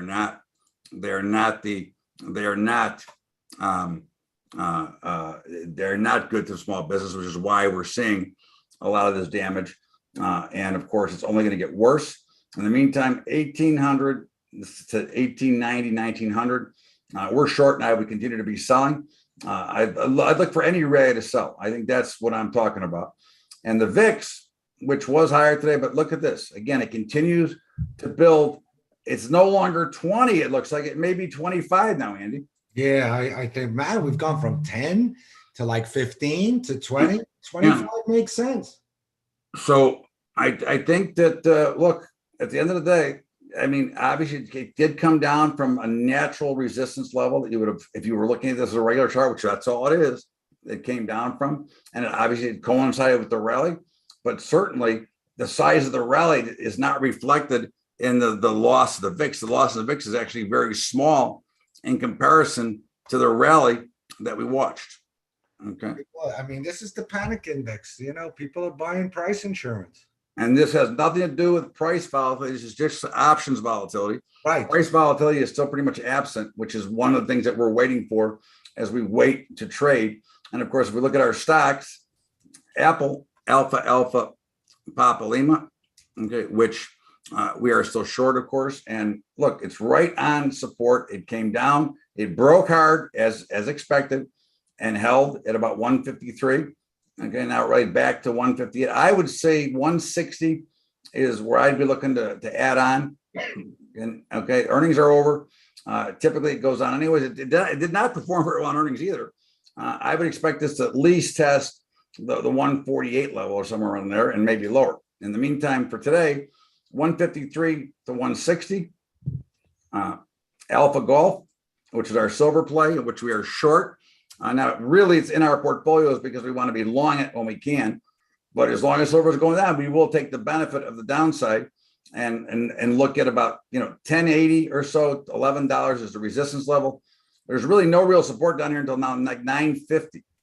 Okay, I would say 950. I would actually say 950 to 1050 is what I'd be watching, but I wouldn't want to sell anymore. I don't. Listen, yeah, like you, Bubba. I hate being short stocks at $10. Right. I'm not a big fan of adding to my short position here, which I would not.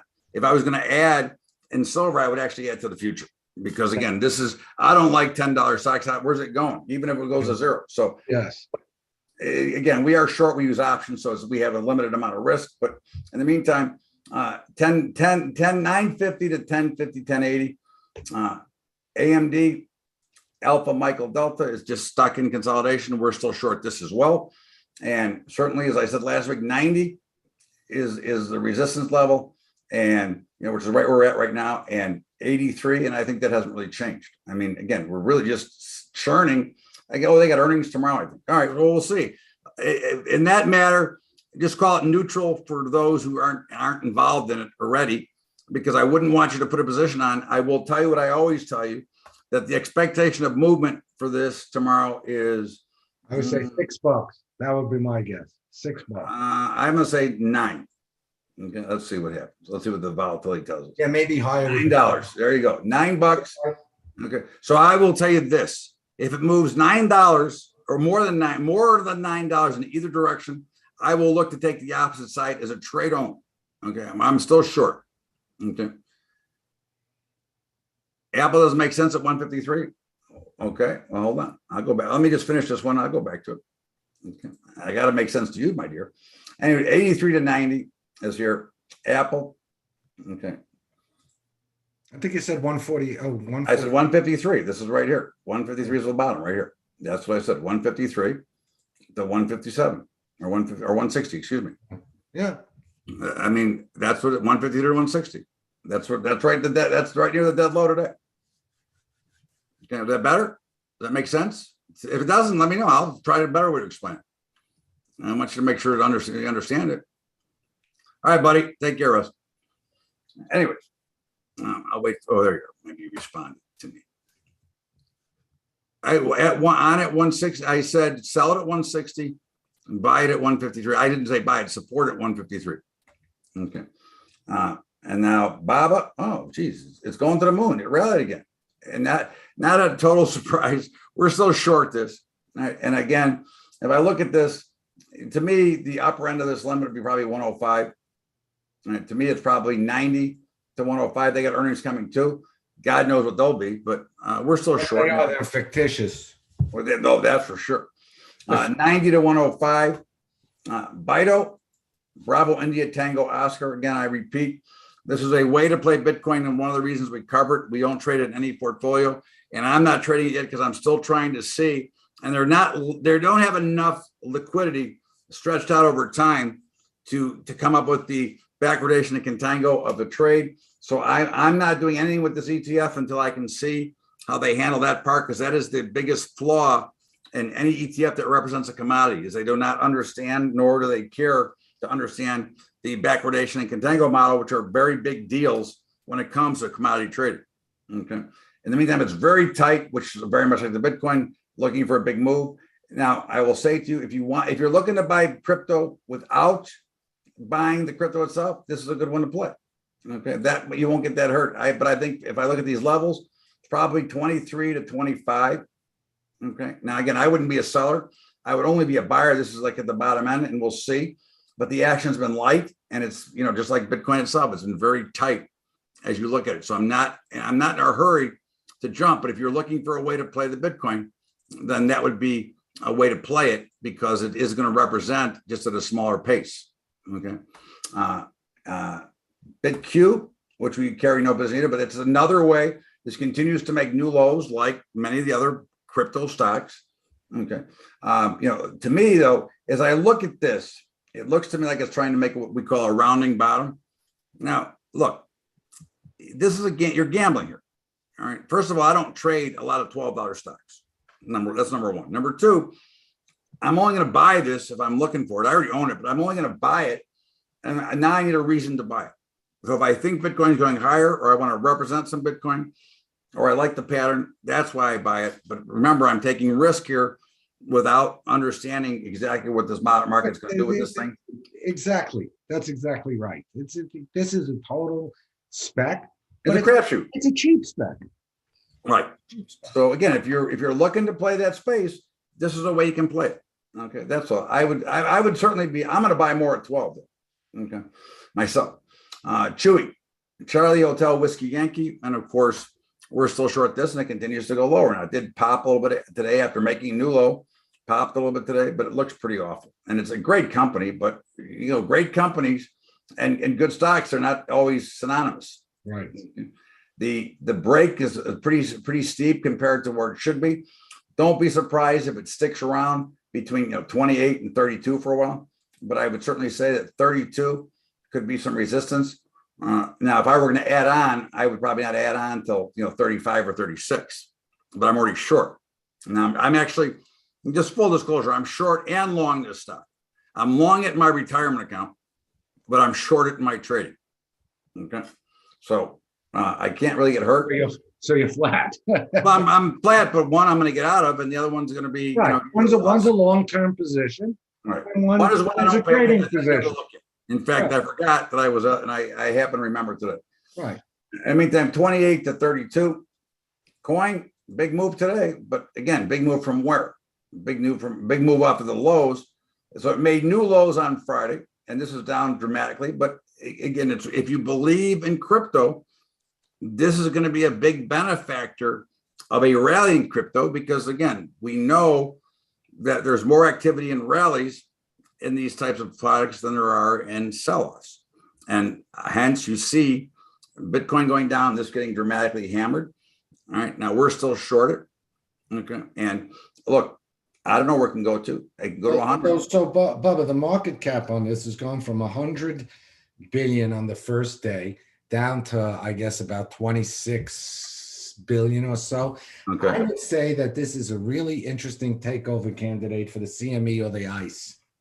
Yeah, I can see that. Yeah, I mean, the lower it goes, the more interesting it gets. And you got Chanos in there, who's selling this thing short, and don't think he's not thinking about that and maybe picking up some ICE or CME shares on the side, to kind of arbitrage this thing. I can see that. This is a very interesting it's getting down to interesting territory. I mean that and it's funny because Tradier, our preferred equity broker, is going to start carrying cryptos. Right. And you're going to be able to use them. You're not going to use up the cash. You can use it as margin like you do your normal accounts. So Interesting. In the meantime, here, I would say 110 is support and 140 is resistance. 110 to 140. But I think, again, this depends on how aggressive you want to be. 125 could be a spot to look at as well. Okay. But I'm going to give 110 to 140. DraftKings, it was up today after making new lows. It's got earnings coming up. Look, as I will tell you, I own it. It's so funny. You said below $15, you're done with this. I am.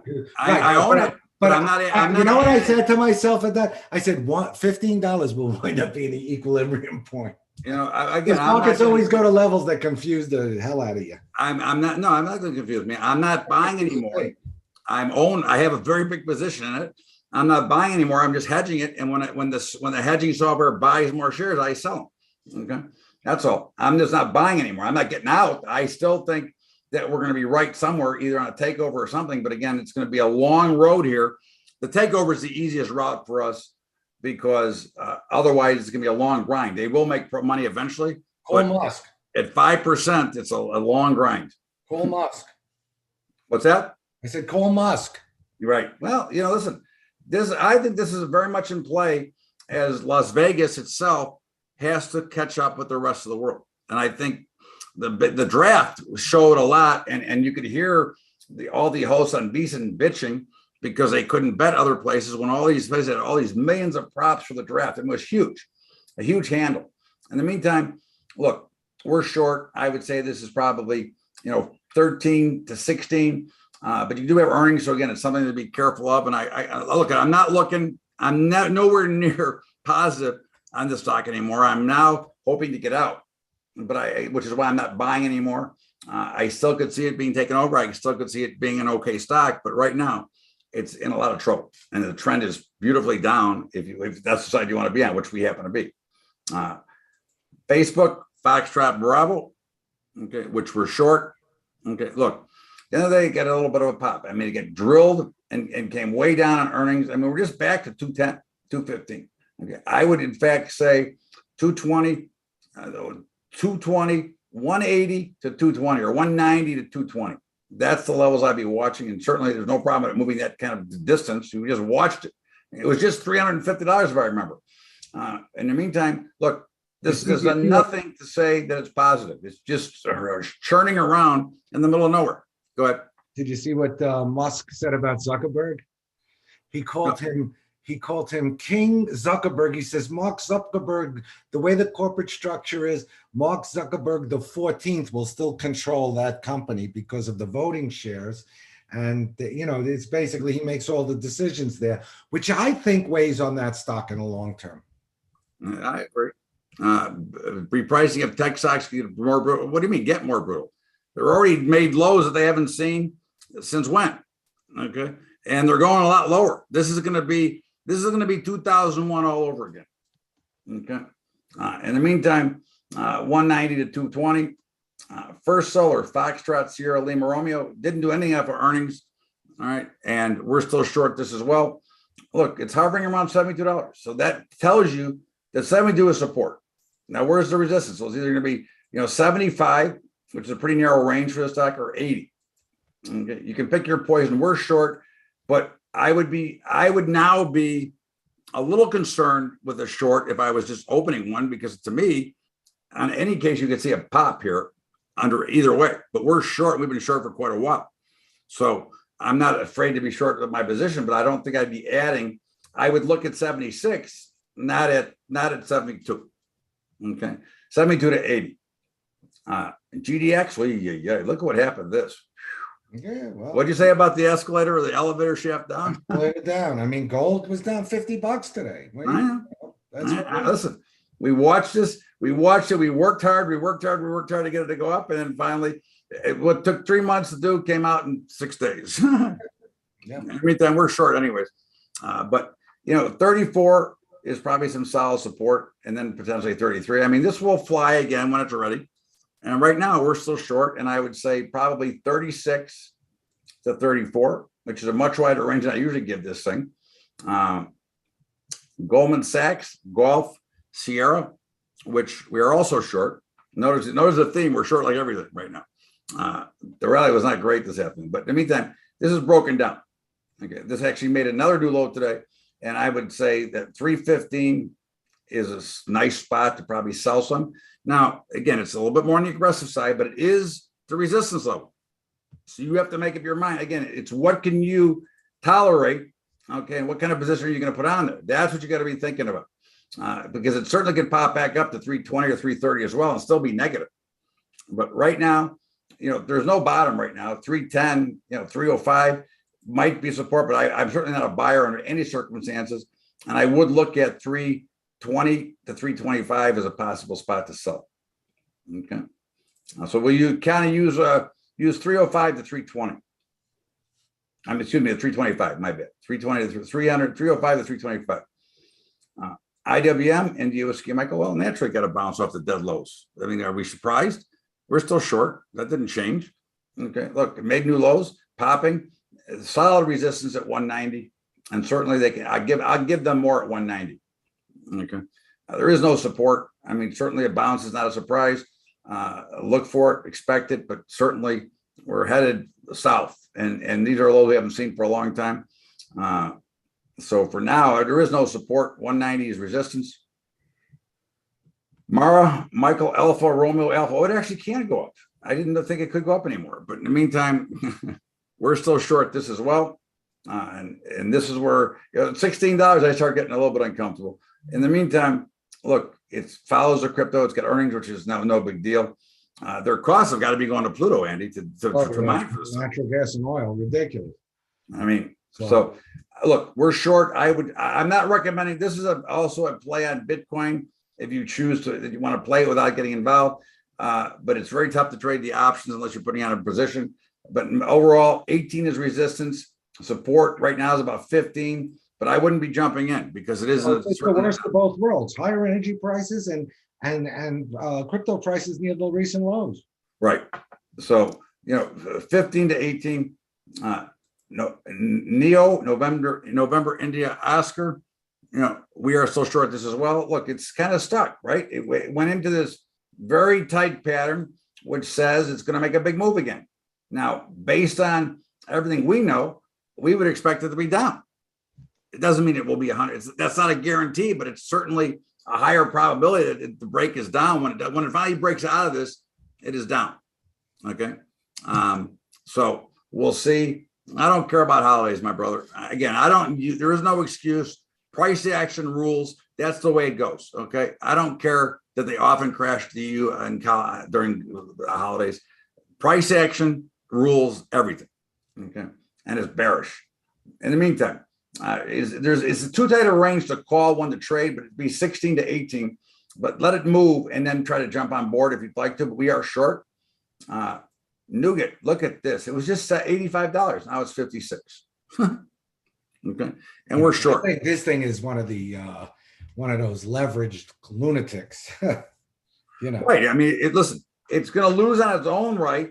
Right now, to get it to go back up again, it's going to take a lot more buying to get it. Well, you need to go to 2,100 to get it back to the old highs, right? This is the problem with these leverage ETFs because they work off a multiplier. The smaller number, smaller multiplier. Right. Okay, no rhythm, no momentum. So what happens now is if gold goes on, it goes lower. Plus, it shrinks just on time decay. This is really nothing like a big option, which is why we tell you, we trade them in our models. We carry them until they change trend. But in the general, if you're just trading them on your own, 2 weeks should be the max holding period for any of these leverage pieces of crap. Okay. In the meantime, got some support probably around 54. It's 54 to 60. And I certainly wouldn't mind selling some at 60. NVIDIA, November, Victor, Delta, Alpha. Look, we're still short this as well. And look, get a bounce. But in the meantime, look at the bounce did. The bounce is right in 200 to 184, 185. Pretty tight range for the stock. I'm not so anxious to jump in with a new position in a very tight range bound market that can go big either way. And it can torture me and take me out if I'm short, if I just get in a short now and then go right back down. I think these patterns, you want to wait until they resolve and look to trade them afterwards, not when they're in the middle of this, because right now you're flipping a coin, which way it's going to go from here. The odds favor lower, but that doesn't mean that they're going to go lower. And I think that's one thing you have to remember is you want to remember the probability of what's going to happen next. And right now, the probability of what's next is it's going to go lower, but it certainly could spike once and really, do some damage to you and force you out and then, put you back in. So just keep that in mind as you look at this. In the meantime, it's 185, 180 to 200. Okay. All right.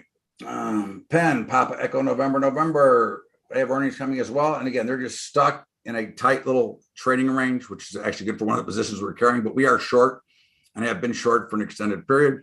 And certainly, I don't see any reason that this has got the same ordeal and the same problem as DraftKings. And of course, the Kentucky Derby this weekend, I don't think it's going to have any effect, but we'll see. In the meantime, it's 36 to 40. And I think it's just going to stick there until it either gets bought out or goes lower. The Qs, Quebec, broken down. Resistance is 320. I'd sell more at 320 again. I don't see any reason that I'd even want to think about buying this. In fact, I could make a case that you might have had a blow off to the upside. Okay, on this rally, on this volume, I'm not going to, but 320 would be a level of selling. And I think 310 will test again, and we'll see what happens at 310, but I certainly wouldn't be a buyer there unless under very strict circumstances would I look at being a buyer, but that's much more complex than I can try to talk about right now. Riot, look at this. It got below $10, which is what my trader said that they expected. And sure enough, here it is. It held and came back a little bit. Look, I'm not shorting this. I mean, but $12 is the level. I don't short these cheap stocks. Okay. I could never in my mind figure out what the benefit of shorting these down here are. I can't short enough to make it count because I'm not putting myself at that much risk. And the option market is way too overpriced in these. So to me, it's 9 to 12, and I would just look at it unless I was looking to buy it. Roku, Romeo, Oscar, Kilo, Uniform. Okay, well, they had earnings. Okay. The USA is in a recession. That's what I say. Okay. Nobody agrees with that, but that's what I say. We're in a recession. Roku got through 100 and it popped. Now here we are, today pushing back through 100. Okay. And, we're short this as well. Now, this is, again, to me, 110 has got to be the top of this if it gets that far. But certainly I think that you're going to go back and test that low. I think it's probably right now 85 to 110. Okay. And this is a pretty nasty downtrend. And I think today's reaction was one you might expect, okay, when you get a short squeeze. Okay. I think that rally was only about a short squeeze anyways. So we'll see. We're not going to predict it. Again, we're short anyways. So to me, it's 85 to 110. Square Dance, I know they got earnings coming up in the next couple of days. This is where we're also short this. Okay. Now, I'm going to say to you that, look, I would not be entering a new position here. I would not be selling it here if I didn't have a position on already. I think that, the resistance is going to be about 108 right now. It's probably 95 to 108, but certainly we've been short for quite a while. And I'm not looking to add on here going into an announcement. We're already based on the probability that more than likely it's going to go down on earnings. But in the meantime, I can't promise that. And I'm certainly not going to get involved in the extra volatility I have to pay. So I'm going to call it neutral. But after earnings, again, if it moves outside of expectations, which is probably, I bet you it's probably $15 is my guess. Okay. Let's see. What are they pricing in for this beauty? Back. Black. They're pricing in $16. How about that? Okay. 16% move. If it goes 16% up or down, I'll be firing on the other side as a trade. Okay. In the meantime, neutral because of earnings. The SPY, Sierra Papa Yankee. Look, it broke down, took out the low, just like we said it would.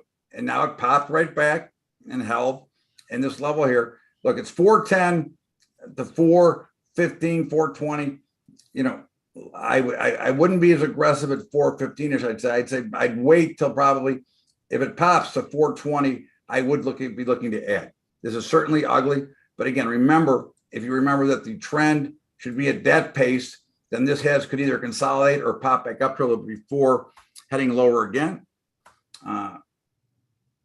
Tango, Quebec. This is awful. We don't carry this anymore. But if we did it, we short, and it certainly broke down. I would look to sell this at 40. Okay. 40 to 42 would be the low. I'm not buying it at any price right now. Tesla, man, again, look, it broke hard, blow off to the downside, and then what happened? It's going sideways, okay, which means it's going to make a much bigger move. Now, the one thing that makes me think that the bigger move is coming sooner than we think is you're kind of seeing outside days, right? The one day is kind of wider than the other. We'll see where it goes. Look, I'm not going to bet against them. I don't trade this at all anymore personally, unless under some circumstances, which I'll sell spreads in it, but I don't trade it outright. I've lost too much money trying to short this thing. And again, I believe in the company, but I don't believe in their evaluations. But in the meantime, they are what they are. For today, I would say 810 to 960.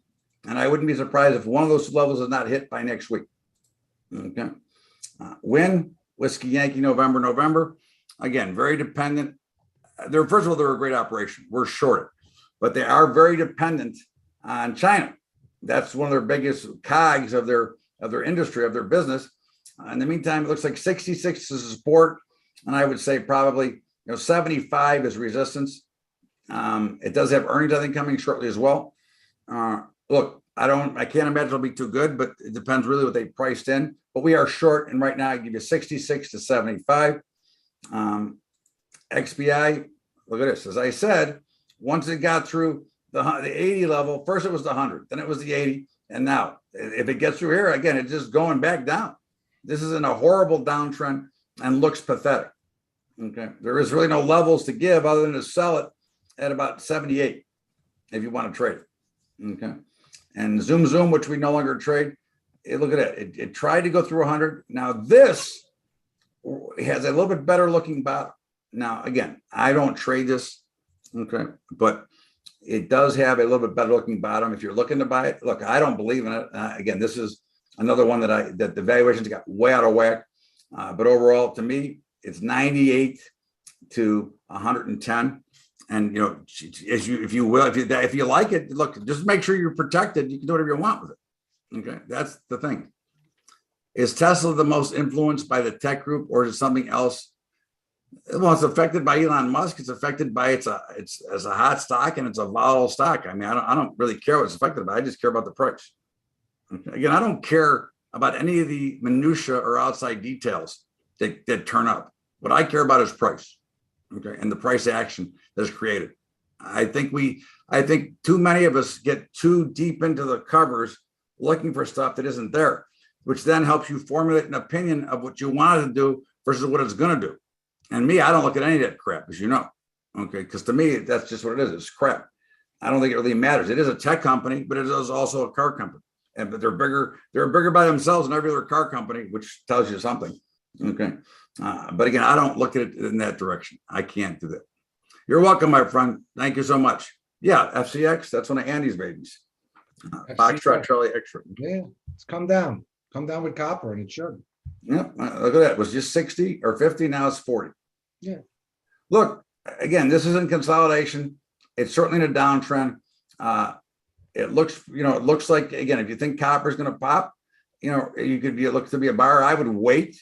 Again, to me, I think you're always better off waiting for better levels than trying to catch, as they speak, the falling knife. I mean, we can do it in our hedging because we can actually lock in the max of the downside loss. But I would never just do it on the outskirts, okay, and just go ahead and say, oh, I'm going to jump in. I think 40 is probably some solid support, but it certainly looks like it can go to 38, 37. And if copper continues to go lower, this is going to be under pressure. Remember, it came from, I think, what, $6? Yeah, I mean, we got long in the technical at 11.37. $5 was so yeah, that was in March 2020. Sure. All right. Yeah. So be careful. Okay, but yeah, I mean, again, I wouldn't be a buyer here. I'd rather pay more for something that gives me a higher degree of success rate than to try to guess that this is the bottom. Okay. And if you got anybody I'll look at a couple more if anybody wants any, but we're going to give you the same message. Okay, is please just be patient and be disciplined. And this is not a market to be aggressive in. You will not be rewarded for being aggressive. You will be penalized and you will get tortured for being overly aggressive because there is not enough, as I said before, two-way price action. There is not enough reason for you to be involving yourself in a market that is very thin and very directional, because it does not give you two-way opportunity. It either goes up or it goes down, and it moves in action. Go ahead, Andy. You have to look for high odds plays in this kind of thing. Bubba gave some examples here on stocks that stopped at areas where they were supposed to earlier, when we were going through all the stocks. Those are the kinds of things you should look for, you keep your eyes open for. As far as the rest of this week goes, tomorrow, I personally think you'll probably be able to hear a pin drop in the markets, because I think that people are going to be very nervous going into the Fed meeting. They're not going to want to take a lot of risk. And then I think you're going to have a lot of fireworks after that Fed meeting. You know what? I would almost agree with you, except for one thing. It's so thin that if somebody wants to take a stab, it's going to cost them to do so. And I think you might see somebody trying to price in ahead. We'll see. Again, it'll play out. But We'll see. We'll see. I mean, typically days before Fed meetings are kind of quiet days. yes, You know, 100%. so we'll see. But the point, I think my main point is look for high odds plays. You know, don't look for home runs here. You look for high odds plays. You follow the trends. You stick with the programs, but you look for the high odds plays, and they're out there. But you just gotta find them. I like Mosaic. I think Mosaic. I'd like to see Mosaic come back to 60. Yeah, me too. But again, it wouldn't mean that I wouldn't look at it here. If it holds there, I would certainly look at it here as well. But again, I want to see. There's not too many choices for people who are buying fertilizers. Right. Right. You're talking about a company that went from a market participant to almost a monopoly. Right. So, I mean, to me, it looks great. I mean, it looks like I'd like to find a spot or a level to buy it. And to me, I'd like to see 60. But again, if it holds, around 62, I would take a look there. And certainly that'll tie into what we're doing. When are their earnings, Bubba? Their earnings are right. Well, with what's going on in the grains and everything else, XOP, X-ray Oscar Papa, I think this has been a buy all along. And to me, I'd like to see it come back to 128, 129, and maybe take a look at stab there. I mean, certainly, again, wouldn't mind paying 135 if it broke out either. This is done very well. XLE is going to look the same way, really. Right. Here. UNG, by the way, I hate. I think it's that's a my feeling on it. Yeah, here's XLE. Okay. Yeah. Same. Oxy. Oh, Oxy. I love Oxy. Yeah, Oxy. I like. I bought some at $12 or $9, whatever it was when they were killing them. I bought it back in here. But anyways, that's what you care. But look at this. This is outstanding. Okay. And again, this is directly tied to what the administration is doing. Okay. Don't be surprised they don't all own shares in these things. Okay. Consolidating is between 52 and 60 right now. Certainly I'd be a buyer at 52 all day long right now. Yeah, and I would buy more. He says, I didn't see Mosaic's earnings. They came out today. He said it's a That's okay. So I like it. Hold on. Let me just give you what they were pricing in. I like it. That'll help me make my decision as well. MOS. They were pricing in $6 and they moved a couple. We'll see, where they go from here. Look, I would be, if it holds, I'd have to look at, we see where it holds in the morning. And I wouldn't have a problem buying it at 60 if it holds it. Okay. Again, that's a big if, but again, I'd have to, if it holds, I'd have no problem. I don't care about the earnings. Oxy looks great, 52 to 60. I think, again, I wouldn't be a seller here. I'd be looking for spots to buy it. UNG, Uniform. Yeah, I want to make a comment on UNG. I far prefer, and even though they're leveraged, they trade better with natural gas, and you just have to trade them with discipline and with the time rule. I far prefer the oil and the coal ETFs than the UNG. I just don't like the UNG at all. So the oil and the coal, KOLD, it's the converse, it's the bearish. I rather trade those, and I never want to invest in natural gas. I only want to trade it. And when you're trading in natural gas, the 10-day rule, that's plenty of time. This is, it doesn't look so good. Lamb Research. It looked great not that long ago, and now it doesn't look so good. I mean, 450 to 500. If I were playing this, I would look to short it. Okay. I think it's a great company, but again, just because we're a great company doesn't mean the stock has to go higher. Right now, I would not be a buyer unless I was hedging it, and that would be the only way I'd even consider being a buyer here. I like uranium in general. I mean, what I trade is CCJ, is Cameco. Yeah, that's the one I'm going to go to right now. That's the next question. CCJ. I think that the prospects for that commodity are very good.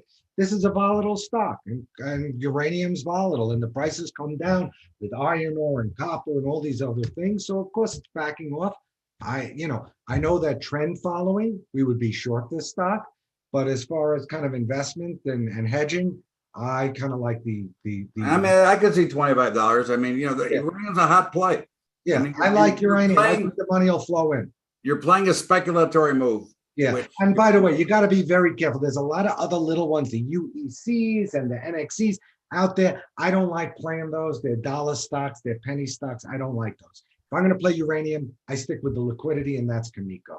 And the last one, Newmont Mining, made new high a few weeks ago and has now settled down, which is not surprising. Yeah, they missed badly on earnings Now, their chart looks a lot better than the others that surround them. Yeah. Certainly, I could look at this at 70 as a potential spot to buy it. Okay. I mean, just all-time highs are here. Okay. So, I think you're probably right now, it's looking to be like 70 to 76. All right. Now, again, if you're looking to buy it as an investment, I could look at it around 70. Again, or I could wait and see how the reaction around 70 before I do anything, which is always my words of wisdom and advice to you are always sit back and relax and let the price action dictate when it's time. What is natural gas? No, Andy is talking about the ETFs and the leverage ETFs. He's got a 10-day rule. Right. If I'm following a trend in natural gas, I'll follow it forever if it trends forever. But I was talking about the boil and the coal, those are twice leveraged natural gas ETFs, 10-day rule. I never trade UNG because I hate it because it doesn't follow the price. Right. We're talking about these which dissipate on their own. Right. They're not going up. Right.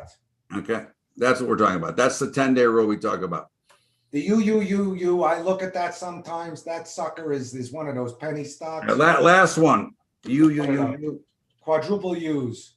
You'll hate it, Bubba. It's a small. I mean, I don't hate it. I mean, listen, if you think it's going to be big, then certainly it came down 50%. So certainly you can. I much prefer CCJ for liquidity.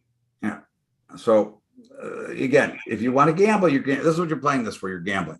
Okay, which is fine. There's nothing wrong with gambling as long as you know you're gambling and don't think you're being smart. Right. All right. Be careful. Look, the markets are still not timed for aggression. You must be very careful in this. This is not a market of being very aggressive. You'll get trapped, you'll get hurt, and you're not going to enjoy it. It's just easier to let the price action dictate. And to all of you, thanks so much. Andy, thanks, buddy. Thank you. Have a great week, everybody, and be careful.